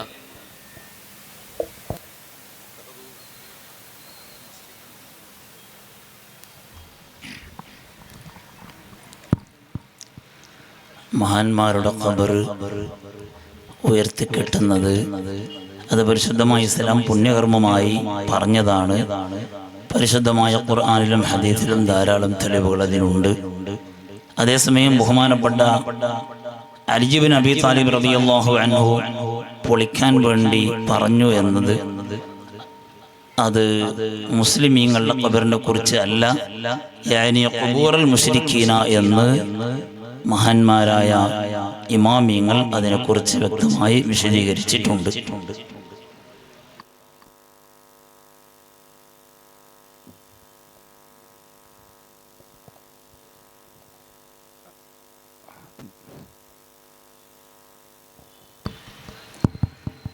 മഹാനായ ഇമാം ബുഖാരി റഹ്മത്തുള്ളാഹി അലൈഹി തങ്ങൾ സ്വഹീഹുൽ ബുഖാരിയിൽ പറഞ്ഞു, ഇന്ന അസദ്ദന വസബതൻ അല്ലദീ യസിബു ഖബറ ഉസ്മാൻ ഇബ്നു മദ്ഊൻ റളിയല്ലാഹു അൻഹു. നബി സല്ലല്ലാഹു അലൈഹി വസല്ലമ സ്വഹീഹുൽ ബുഖാരിയിൽ ഉദ്ധരിക്കപ്പെട്ട ഹദീസാണ്. മഹാന്മാരായ സ്വഹാബത്ത് പറയാണ്, ഇന്ന അസദ്ദന വസബതൻ, നമ്മുടെ കൂട്ടത്തിൽ ഏറ്റവും കൂടുതൽ ഉയരത്തിൽ ചാടാൻ പറ്റുന്നവൻ ആരാണ് എന്നത് അല്ലദീ യസിബു ഖബറ ഉസ്മാൻ ഇബ്നു മദ്ഊൻ റളിയല്ലാഹു അൻഹു. ഉസ്മാൻ ഇബ്നു മദ്ഊൻ റളിയല്ലാഹു അൻഹുവിന്റെ ഖബർ ചാടിക്കടക്കാൻ, ഇപ്പുറത്ത് നിന്ന് അപ്പുറത്തേക്ക് ചാടിക്കടക്കാൻ പറ്റുന്ന ആള് നമ്മുടെ കൂട്ടത്തിൽപ്പെട്ട ഏറ്റവും വലിയ ചാട്ടക്കാരനായി ഞങ്ങൾ വിലയിരുത്തും എന്ന് മഹാന്മാരായ സഹാബത്ത് പറഞ്ഞു. അതിനർത്ഥം സഹാബത്തൊക്കെ ഖബർ ചാടിക്കിടക്കുകയാണെന്നല്ല, പക്ഷേ ഇതിന്റെ അപ്പുറം ചാടിക്കിടക്കുമെങ്കിൽ ഞങ്ങൾ അവനെ കുറിച്ച് വിലയിരുത്തും, അവൻ വലിയ ചാട്ടക്കാരനാണ് എന്ന്. അതിന് ഖബറിന്റെ നീളമല്ല, ഖബറിന്റെ ഇർത്തിഫാ ആണ് അവിടെ ഉദ്ദേശിച്ചത് എന്ന് ബഹുമാനപ്പെട്ട ഇമാം ഇർഷാദുസ്സാരി റഹ്മത്തുള്ളാഹി ഇമാം ഇർഷാദുസ്സാരിയിൽ വ്യക്തമാക്കിയിട്ടുമുണ്ട്. സ്വഹീഹുൽ ബുഖാരിയിൽ നിന്ന് തെളിവ് പറഞ്ഞു. പൊളിക്കണമെന്ന് പറഞ്ഞത് മുസ്ലിമീങ്ങളുടെ ഖബറിനെ കുറിച്ചല്ല, യാനി ഖുബൂറുൽ മുശ്രിക്കീന എന്ന് മഹാന്മാർ വിശദീകരിച്ചിട്ടുമുണ്ട്. വഅല്ലൈസ ലിൽ ഇൻസാനി ഇല്ലാ മാ സഅ എന്ന് ഖുർആൻ വ്യക്തമായി പറഞ്ഞിട്ടുണ്ട്. ഒരു വ്യക്തി അവൻ പ്രവർത്തിച്ചതേ അവൻക്ക് ലഭിക്കുകയുള്ളൂ, അല്ലാതെ ഈ 3 ദുആ കൊണ്ടും 40ന്റെ ദുആ കൊണ്ടും അവനൊന്നും കിട്ടാൻ പോകുന്നില്ല എന്ന് ഖുർആനിൽ വ്യക്തമായി പറയുന്നുണ്ട്.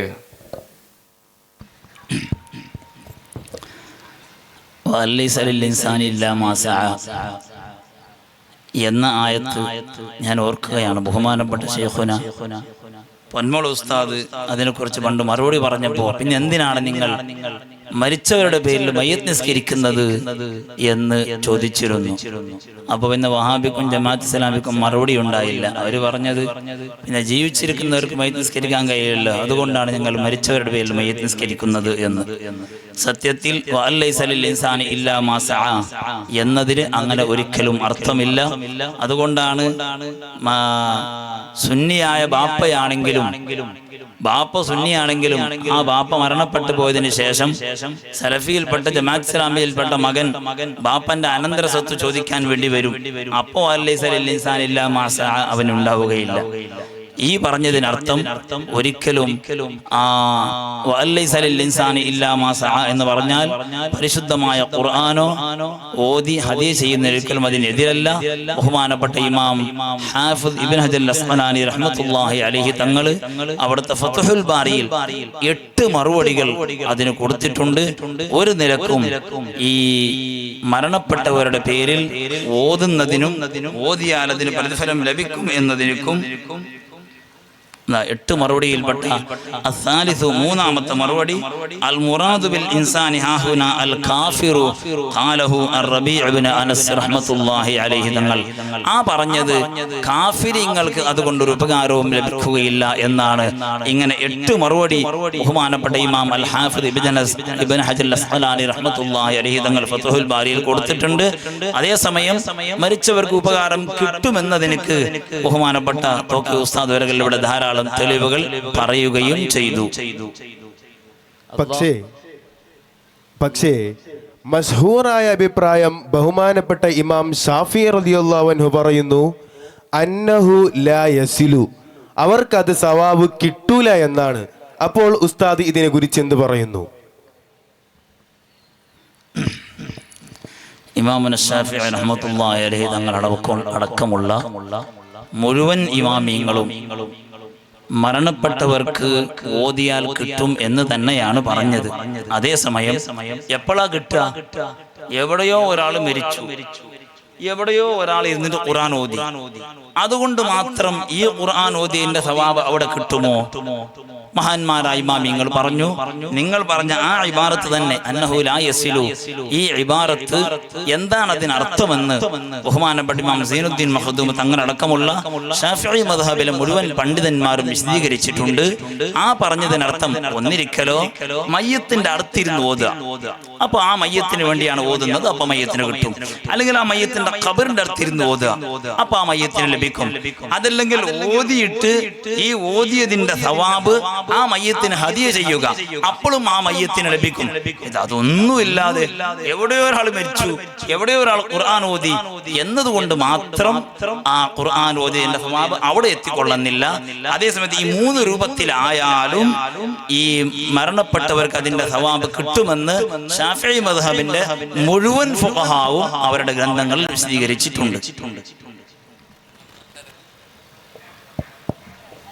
ഈമാൻകാരിൽപ്പെട്ടതല്ലേ അള്ളാഹുവിൽ വിശ്വസിക്കുക എന്നുള്ളത്.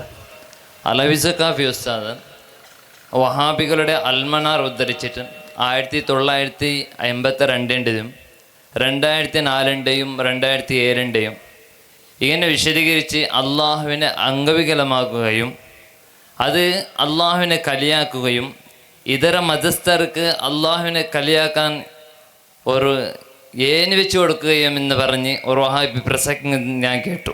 അതിൻ്റെ യാഥാർത്ഥ്യം എന്താണ്?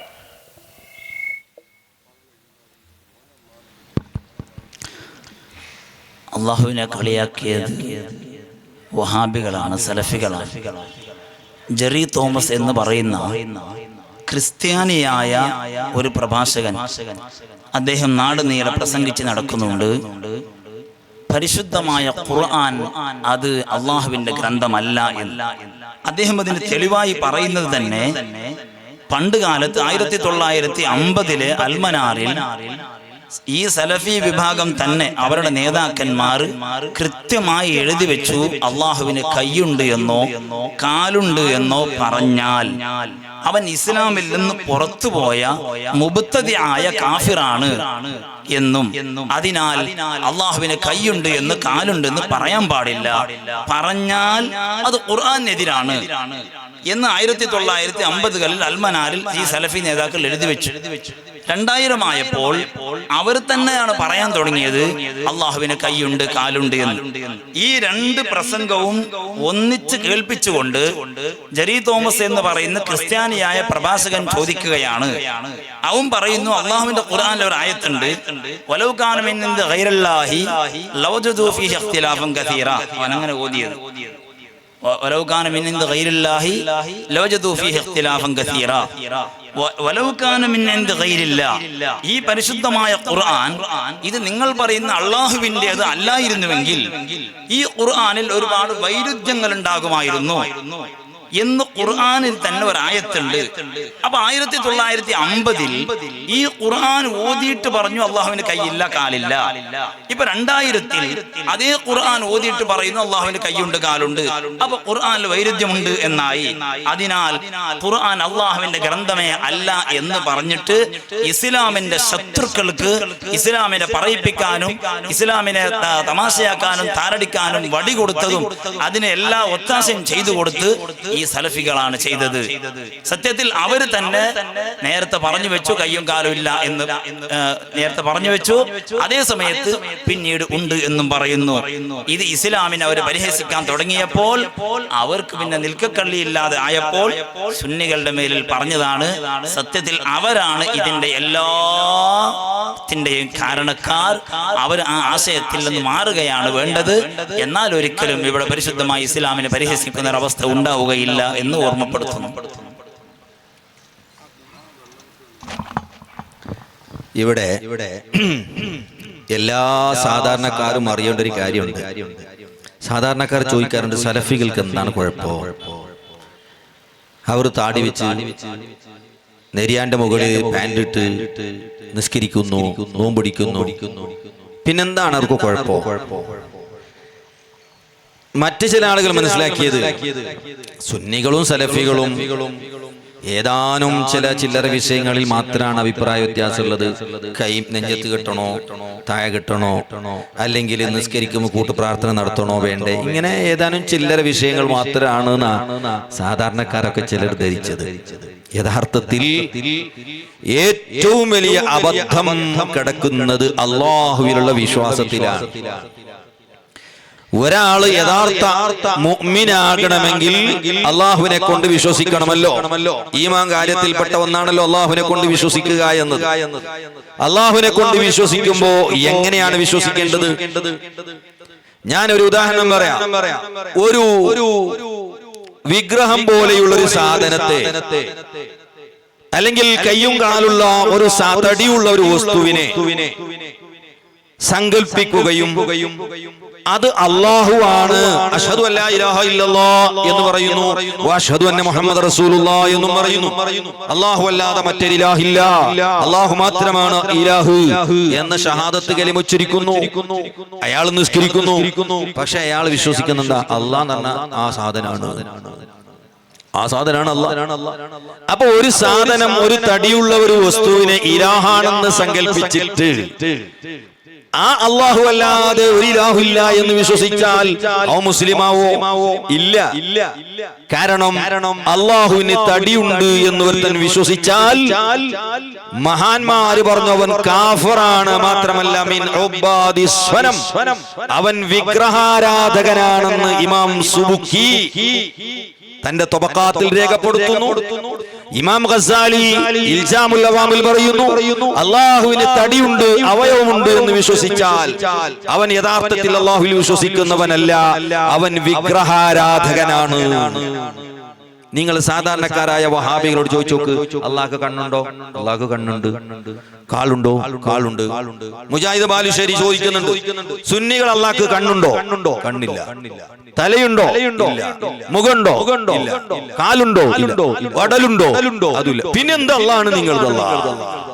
അപ്പൊ വഹാബിന്റെ അള്ളാഹ്ക്ക് വലിയൊരു ഒടല്, വലിയൊരു ചന്തി, വലിയ കണ്ണ്, കാത്, ഇങ്ങനെ അവയവങ്ങളുള്ള ഒരു വിഗ്രഹത്തിനെയാണ് വഹാബികൾ സങ്കല്പിക്കുന്നത്.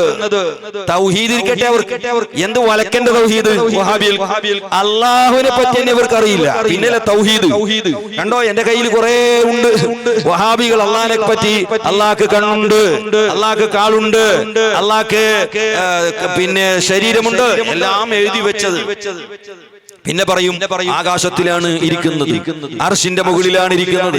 പാതിരാ സമയത്ത് രാത്രി 12 മണിയാകുമ്പോ അല്ല ചിന്തിക്കാം, ഇപ്പൊ ഇരുട്ടായല്ലേ, ആരും കാണൂലല്ലോ, അതുകൊണ്ട് ഞാനൊന്ന് താഴോട്ട് ഇറങ്ങട്ടെ. അങ്ങനെ 12 മണിയാകുമ്പോ രാത്രി ഭൂമിക്ക് ഇറങ്ങി വരിക. ഇതാണ് വഹാബിന്റെ അല്ലാഹ്. ഈ അല്ലാഹ് നിങ്ങൾ ആലോചിച്ചു, മേപ്പോട്ട് കയറുന്നപ്പോ, ഭൂമിക്ക് ഇറങ്ങിയ അല്ലാഹ് മേപ്പോട്ട് കയറുന്നപ്പോ, കാരണം ഭൂമിയിൽ ലൊട്ടേഷനായി 24 മണിക്കൂർ രാത്രിയും പകലായിക്കൊണ്ടിരിക്കുകയാണ്. ഒരു രാത്രി ഇറങ്ങിയാൽ കുറച്ച് കഴിയുമ്പോൾ വേറെ സ്ഥലത്ത് രാത്രിയാകുന്നു. ഈ ഇറങ്ങിയ അല്ലാഹ്, വഹാബിന്റെ അല്ലാഹ് ജാമായി കിടക്കാണ് ഭൂമിയിൽ. ഭൂമിയിൽ ജാമായി കിടക്കുന്നു, മേപ്പോട്ട് കിടങ്ങാൻ കഴിയുന്നില്ല. കാരണം എന്താ? രാത്രി. ഇതാണ് വഹാബിന്റെ അല്ലാഹ്. ഇബ്നുൽ ഖയ്യിം എന്ന് പറയുന്ന ഇവരെ നേതാവ് പറയുന്നു, നാളെ ഖിയാമത്ത് നാളില് ഈ ഭൂമിയിലുള്ള സർവ്വസാധനങ്ങളും തരിപ്പണമായപ്പോ, എല്ലാ ജനങ്ങളും മരിച്ചു കിടക്കുമ്പോ ഭൂമിയിൽ ഒറ്റ മനുഷ്യനുമില്ല. ഭൂമി വലിയ ഗ്രൗണ്ട് പോലെ ഇങ്ങനെ നിരപ്പായി കിടക്കുക. അപ്പൊ അള്ളാഹ്ക്കൊരു തോന്നല്, ഈ ഭൂമിയിൽ ഒരു ലെഫ്റ്റ് റൈറ്റ് ആക്കിയാൽ എന്താ? അങ്ങനെ അള്ളാഹ് ഭൂമിയിൽ ഇറങ്ങിയിട്ട് ഒരു ലെഫ്റ്റ് റൈറ്റ് നടക്കുക. ഇതാണ് ഇവരെ ഏറ്റവും വലിയ നേതാവ് ഇബ്നുൽ ഖയ്യിം എഴുതി വെച്ചത്. ഇങ്ങനെയുള്ള വികലമായ ഒരു വിഗ്രഹം ആകാശത്തിൽ വഹാബി പ്രതിഷ്ഠാപിച്ച ഒരു വിഗ്രഹത്തിനെയാണ് വഹാബി അല്ലാഹ് എന്ന് പേരിടുന്നത്. പണ്ട് മുശ്രിക്കുകൾ അള്ളാന്റെ റസൂലിനോട് വന്ന് ചോദിച്ചു, യാ മുഹമ്മദ് സിഫ് ലനാ റബ്ബക്, നിന്റെ റബ്ബിനെ പറ്റി പറഞ്ഞതാ. അമിൻ ദഹബിൻ അം ഫില്ല, സ്വർണത്തിന്റേതാണോ വെള്ളിന്റേതാണോ നിന്റെ റബ്ബ്? ഇതുപോലെ ഒരു വിഗ്രഹത്തിന് ആകാശത്തിൽ സങ്കല്പിക്കുന്നു വഹാബി. എന്നിട്ട് പറയാം, ഞങ്ങൾ വലിയ തൗഹീദിന്റെ ആളാണ്, വലക്കന്റെ തൗഹീദ്. നിങ്ങൾക്ക് അള്ളാഹു എന്ന് പറയുന്ന സാധനം മനസ്സിലായിട്ടുണ്ട്? ഈ അവയവമുള്ള ശരീരമുള്ള അള്ളാഹുവിൽ വിശ്വസിക്കുന്നവർ അവർ മുസ്ലിമേ അല്ല എന്നാണ് മഹാന്മാർ അവരുടെ ഗ്രന്ഥങ്ങളിൽ രേഖപ്പെടുത്തിയിട്ടുള്ളത്. അതുകൊണ്ട് വഹാബിക്ക് എന്താണ് തകരാറ് എന്ന് ചോദിക്കുന്ന ആളുകൾ മനസ്സിലാക്കണം, വഹാബിക്ക് യഥാർത്ഥത്തിൽ മുസ്ലിമീങ്ങൾ വിശ്വസിക്കുന്ന ഒരു അല്ലാഹ് വഹാബിക്ക് ഇല്ലേ ഇല്ല.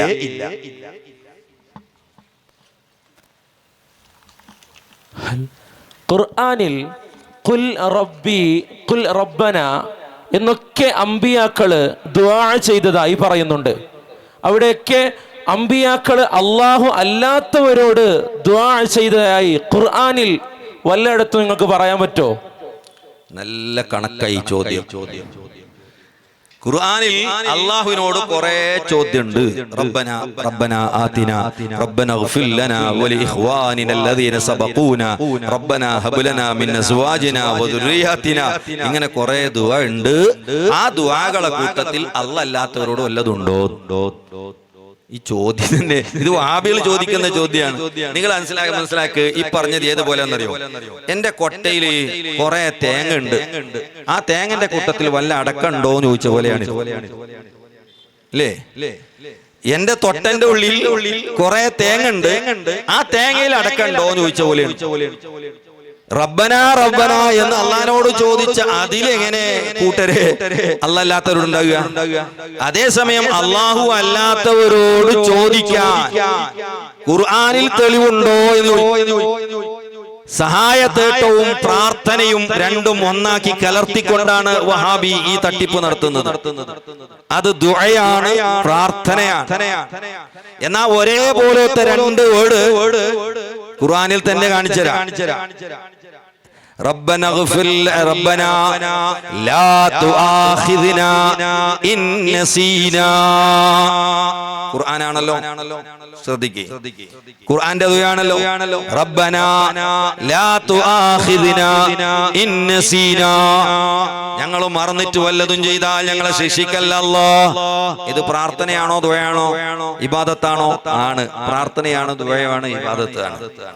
എന്നാൽ അതേ ഖുർആനിൽ കാണാം മൂസാ നബി ഖളർ അലൈഹി സ്വലാത്തു വസ്സലാമിനോട് പറയാണ് ലാ തുആഖിദ്നി ബിമാ നസീതു. ഒന്ന് സിംഗുലർ ആണ്, മറ്റൊന്ന് ഫ്ലൂറൽ ആണ്. ആ വ്യത്യാസമേ ഉള്ളൂ. ഏകവചനം മറ്റൊന്ന് ബഹുവചനം. വേറെ രണ്ടും ഒന്നിനെയാണ്. എന്നെ ഞാൻ മറന്നു ചെയ്തത് കൊണ്ട് ശിക്ഷിക്കല്ലേ മൂസാ ഖിളറേ എന്നാണ് മൂസാ നബി അലൈഹി സ്വലാത്തു വസ്സലാം പറയുന്നത്. അപ്പോ അള്ളാനോട് പറഞ്ഞ അതേ വാക്യം മൂസാ നബി ഖളർ അലൈഹി സ്വലാത്തു വസ്സലാമിനോട് പറഞ്ഞു. അപ്പോ ഒന്ന് പ്രാർത്ഥനയാണ്, ദുആയാണ്, മറ്റൊന്ന് പ്രാർത്ഥനയല്ല, സഹായത്തേട്ടമാണ്. അപ്പോ സഹായത്തേട്ടത്തിന് ധാരാളം തെളിവുണ്ട്. നേരത്തെ ഉസ്താദ് ഇവിടെ ആയത്ത് ഓതിയിട്ടുണ്ട്, ഇന്നമാ വലിയുക്കുമുല്ലാഹ്. ഇനിയും പോരെ വലൗ അന്നഹും യളമു അൻഫുസഹും ജാഊക ഫസ്തഗ്ഫിറുല്ലാഹ് വസ്തഗ്ഫറ ലഹുമുർ റസൂലു ലവജദുല്ലാഹ തവ്വാബർ റഹീമാ. നബിയോട് സഹായം തേടാനാണ് ഖുർആൻ പഠിപ്പിക്കുന്നത്, ജീവിത കാലഘട്ടത്തിലും വഫാത്തിന്റെ ശേഷവും. അല്ലാഹു അല്ലാത്തവരോട് ഇങ്ങനെ അല്ലാഹു അല്ലാത്തവരോട് സഹായം തേടാൻ ധാരാളം തെളിവുണ്ട്. അതിന്റെ അടിസ്ഥാനത്തിൽ തേടുന്നു. സഹായത്തേട്ടവും പ്രാർത്ഥനയും രണ്ടും ഒന്നാക്കി കൂട്ടിക്കലർത്തണ്ട എന്ന് മാത്രമേ ഓർമ്മപ്പെടുത്തുന്നുള്ളൂ.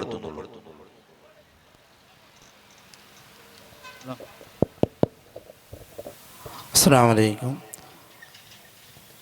തോക്കെ ഉസ്താദ് അവർകൾ നേരത്തെ വിഷയാവതരണത്തിൽ ഒരു കണ്ണു കാണാത്ത സ്വഹാബി ഇസ്തിഗാസയും തവസ്സുലും അടങ്ങുന്ന ഒരു ദുആ മുത്തനബി സല്ലല്ലാഹു അലൈഹി വസല്ലമ പഠിപ്പിച്ചു കൊടുത്തു എന്ന് നേരത്തെ ഉസ്താദ് വിഷയാവതരണത്തിൽ ഉദ്ധരിച്ചിട്ടുണ്ട്.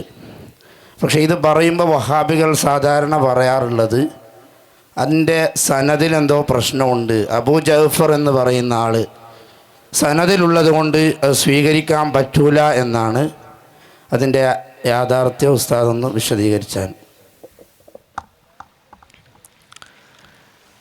അബൂ ജഅഫറുൽ ഖതമി എന്ന് പറയുന്ന ഒരു റാവിനെ സംബന്ധിച്ചാണ് ചോദ്യകർത്താവ് ഇപ്പോ ചോദിച്ചിട്ടുള്ളത്.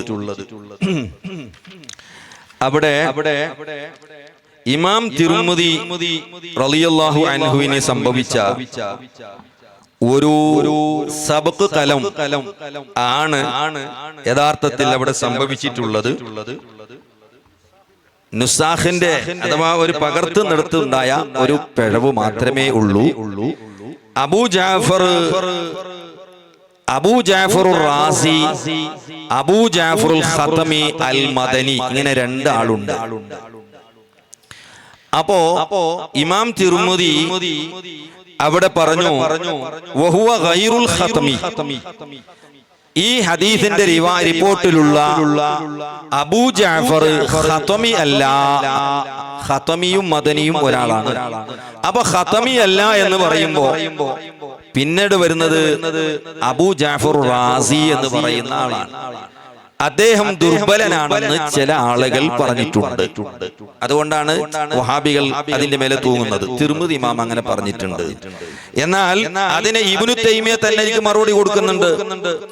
ഇബ്നു തൈമിയ പറയുന്നു ഹാക്കദാ വഖാഫി തിർമിദി, ഇങ്ങനെ തിർമിദിയിൽ ഒരു സംഭവം നടന്നിട്ടുണ്ട്.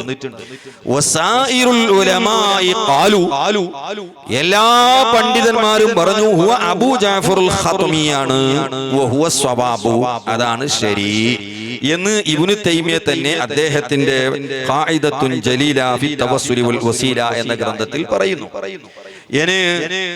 നോക്കി ആരൊക്കെ അത് രേഖപ്പെടുത്തിയിട്ടുണ്ട്. ഇമാം ബുഖാരി ഈ ഹദീസ് താരീഖുൽ കബീറിൽ ഉദ്ധരിക്കുന്നു. അവിടെ കാണാം അത് അബൂ ജഅഫറുൽ ഖതമിയാണ്. 2 ഇബ്നു ഹിബ്ബാൻ തന്റെ കിതാബുൽ മജ്റൂഹീൻ എന്ന് പറയുന്ന ഗ്രന്ഥം അതിൽ ഉദ്ധരിക്കുന്നു ഈ ഹദീസ്. അതിൽ കാണാം അബൂ ജഅഫറുൽ ഖതമിയാണ്. 3 ഇബ്നു അസാകിർ താരീഖ് ദമശ്കിൽ ഉദ്ധരിക്കുന്നു. അതുപോലെ ഇമാം മിസ്സി അവിടുത്തെ തഹ്ദീബുൽ കമാലിൽ ഉദ്ധരിക്കുന്നു. അതുപോലെ തന്നെ മുഅ്ജമുസ് സ്വഹാബ എന്ന ഗ്രന്ഥം അബുൽ ഹുസൈൻ അബ്ദുൽ ബാഖി ഇബ്നു ഖാനിയോ അദ്ദേഹവും ഈ ഹദീസ് ഉദ്ധരിക്കുന്നുണ്ട്.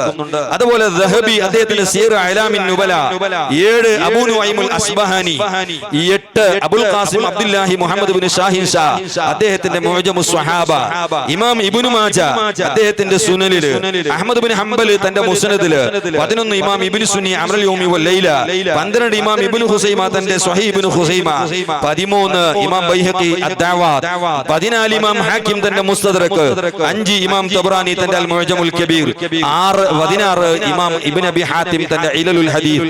ഇങ്ങനെ തുടങ്ങി സർവ്വ മുഹദ്ദിസുകളും ഈ ഹദീസ് റിപ്പോർട്ട് ചെയ്തപ്പോ അവിടെ എല്ലായിടത്തും കാണാം അബൂ ജഅഫറുൽ ഖതമിയാണ്, അൽ മദനിയാണ്.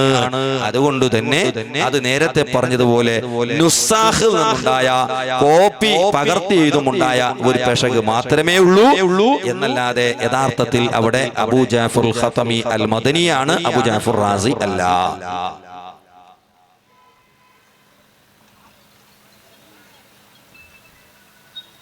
എൻ്റെ ചോദ്യം, CM ഉസ്താദ് അനല്ലാ എന്ന് പറഞ്ഞ്, അപ്പോൾ അണ്ടോൺ ഉസ്താദ് പോയിട്ട് ഇങ്ങനെ പറയുന്നത് ശരിയാണോ എന്ന്. അപ്പോൾ ഇക്കായത്തു മിനല്ലാൻ അത് അങ്ങനെ പറയുന്നത് ശരിയാണോ?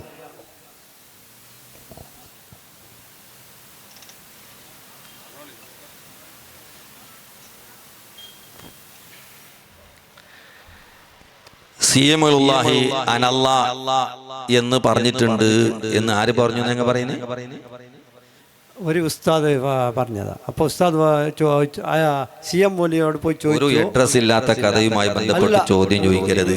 ഏതോ ഉസ്താദ് പറഞ്ഞു എന്നുള്ളത് പറയുന്നത്. വീഡിയോ ഉണ്ടോ? വീഡിയോ ഉണ്ടെങ്കിൽ വീഡിയോ ഹാജരാക്കിയതിന്റെ ശേഷം നോക്കാം. പിന്നെ അലി ഉസ്താദിനോട് ഒരു ചോദ്യം. ഒരു ഉസ്താദ് ചോദ്യോത്തരത്തിൽ 2 ആൾക്കാർ പറയുന്നത് ഔലിയാക്കന്മാർക്ക് കഴിവുണ്ടെങ്കിൽ പൊങ്ങട്ടേൻ. അവർക്ക് ഔലിയാക്കന്മാരിൽ ഇത് വിശ്വാസമില്ല. അപ്പോൾ ഈ ഉസ്താദ് പറയുന്നത് അള്ളാഹുക്ക് കഴിവുണ്ടെങ്കിൽ പൊങ്ങട്ടേൻ. ഇത് ശരിയാണോ? ഏത് ഉസ്താദെ അങ്ങനെ പറഞ്ഞു എന്നാവോ? ഞാനൊരിക്കൽ അങ്ങനെ ഒരു മറുപടി ഇത് സംബന്ധമായി പറഞ്ഞിട്ടുണ്ട്. ഔലിയാക്കൾക്ക് കഴിവുണ്ടെങ്കിൽ അവർ ഉയരട്ടെ, പൊന്തട്ടെ, എന്താ നിങ്ങൾക്കൊന്നും ചെയ്യാൻ കഴിയില്ല എന്ന് മുജാഹിദ് ചോദിച്ചപ്പോൾ ഞാൻ പറഞ്ഞ ഒരു മറുപടി ഉണ്ട്. അള്ളാഹുവിൻ്റെ ഭവനമായ ബാബരി മസ്ജിദ് അത് അള്ളാഹുവിൻ്റെ സ്വന്തം ഭവനമാണ്. അത് രാജ്യത്തെ ഫാസിസ്റ്റ് ശക്തികൾ അടിച്ച് തകർത്ത് തരിപ്പണമാക്കിയപ്പോൾ അള്ളാഹു ഇത് കാണുകയും കേൾക്കുകയൊക്കെ ചെയ്യുന്നുണ്ടല്ലോ.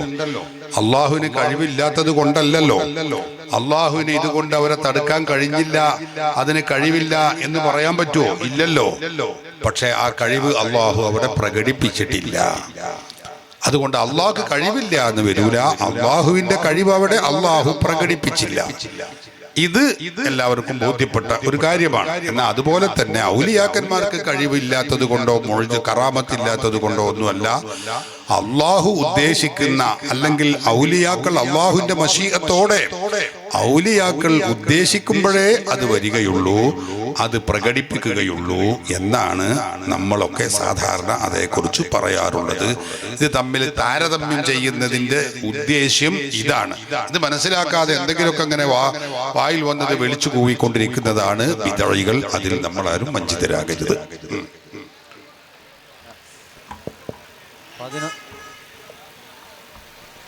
വേഗം ചോദിക്കണം. അള്ളാഹുവിന്റെ എല്ലാ സ്ത്രീകളെയും കൂടി എല്ലാ പള്ളികളെയും നിങ്ങൾ വിലങ്ങരുതേ എന്നാണ് അതിന്റെ അർത്ഥം. അള്ളാഹുവിന്റെ അടിയാത്തികളായ സ്ത്രീകളെ അള്ളാഹുവിന്റെ എല്ലാ പള്ളികളെയും തൊട്ട് വിലങ്ങിയാൽ മസാജിദ് മുൻതഹൽ ജമ്മാണ്. അതിനെ അള്ളാഹിലേക്ക് ഇറാഫത്ത് ചെയ്യപ്പെട്ടപ്പോൾ ഒന്നുകൂടി ശക്തി കൂടി. അപ്പൊ അള്ളാഹുവിന്റെ എല്ലാ പള്ളികളെയും സ്ത്രീകൾക്ക് നിങ്ങൾ വിലങ്ങരുതേ ഖുർആൻ പറയുന്നത്, ഹദീസ് പറയുന്നത്. എന്താ കാരണം? എല്ലാ പള്ളിയും വിലങ്ങിയാല് അവർക്ക് ഹജ്ജ് ഉംറയും ചെയ്യാൻ പറ്റൂല. മസ്ജിദുൽ ഹറാം എന്ന് പറയുന്നത് നമുക്കറിയാലോ, മക്കത്തെ വലിയ പള്ളിയാണ്. അവിടെ ആ പള്ളിയിലൂടെയാണ് സ്ത്രീകളാണെങ്കിലും പുരുഷന്മാരാണെങ്കിലും ഒക്കെ തവാഫ് ചെയ്യേണ്ടത്.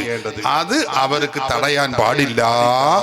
അവർ അവിടെ വന്നോട്ടെ, തവാഫ് ചെയ്തോട്ടെ, ഉംറയും ഹജ്ജും ചെയ്തോട്ടെ എന്നാണ് ഹദീസിന്റെ അർത്ഥമെന്ന് ഇമാമുന ശാഫിഈ റളിയല്ലാഹു അൻഹു തന്റെ ഇഖ്തിലാഫുൽ ഹദീസ് എന്ന ഗ്രന്ഥത്തിൽ രേഖപ്പെടുത്തി വെച്ചിട്ടുണ്ട്. അടുത്തത് വേഗം ചോദിക്കും. 11 മണിയാണ് നമ്മുടെ സമയം, വെറും 4 മിനിറ്റ് മാത്രമുള്ളൂ. അത് വേണമെങ്കിൽ നമുക്ക് 1 മിനിറ്റ് അങ്ങോട്ടൊക്കെ ആക്കാം. അത് പ്രശ്നമാക്കണ്ട, ചോദ്യം വരട്ടെ.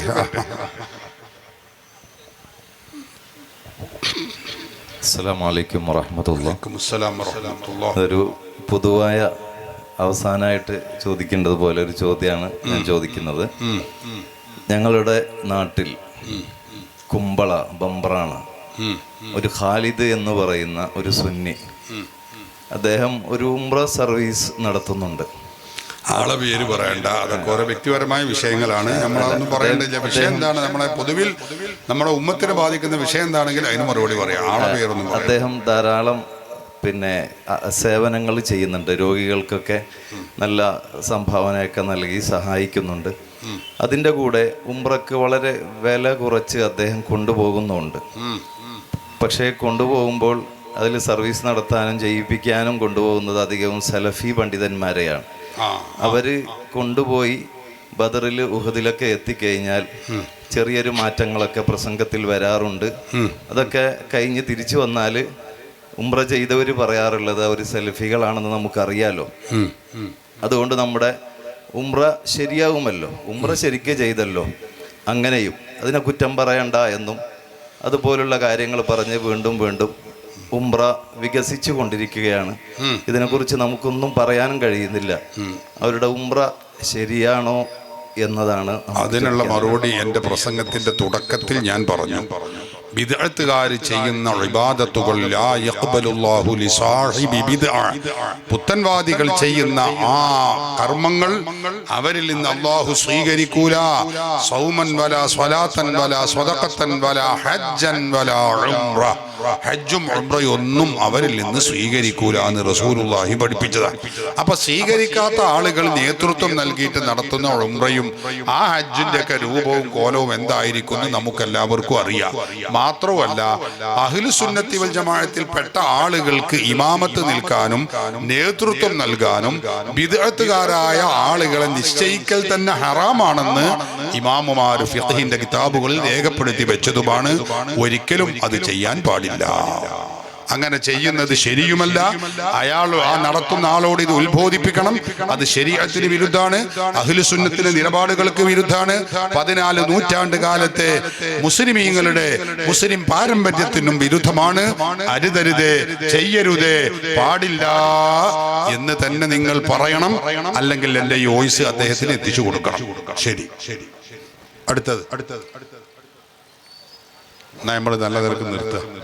ചോദ്യങ്ങളില്ലെങ്കിൽ പിന്നെ ദ്വാരന്ന് പിന്നെ നിർത്താം അല്ലേ. നമ്മുടെ സയ്യിദ് ജലാൽ ഹാദി തങ്ങളവറുകൾ ഇവിടെ ഉണ്ട്. തങ്ങളെ കൊണ്ട് ദ്വാരിപ്പിക്കല്ലേ എന്താ നിങ്ങളെ അഭിപ്രായം? ചോദ്യങ്ങളുണ്ടോ?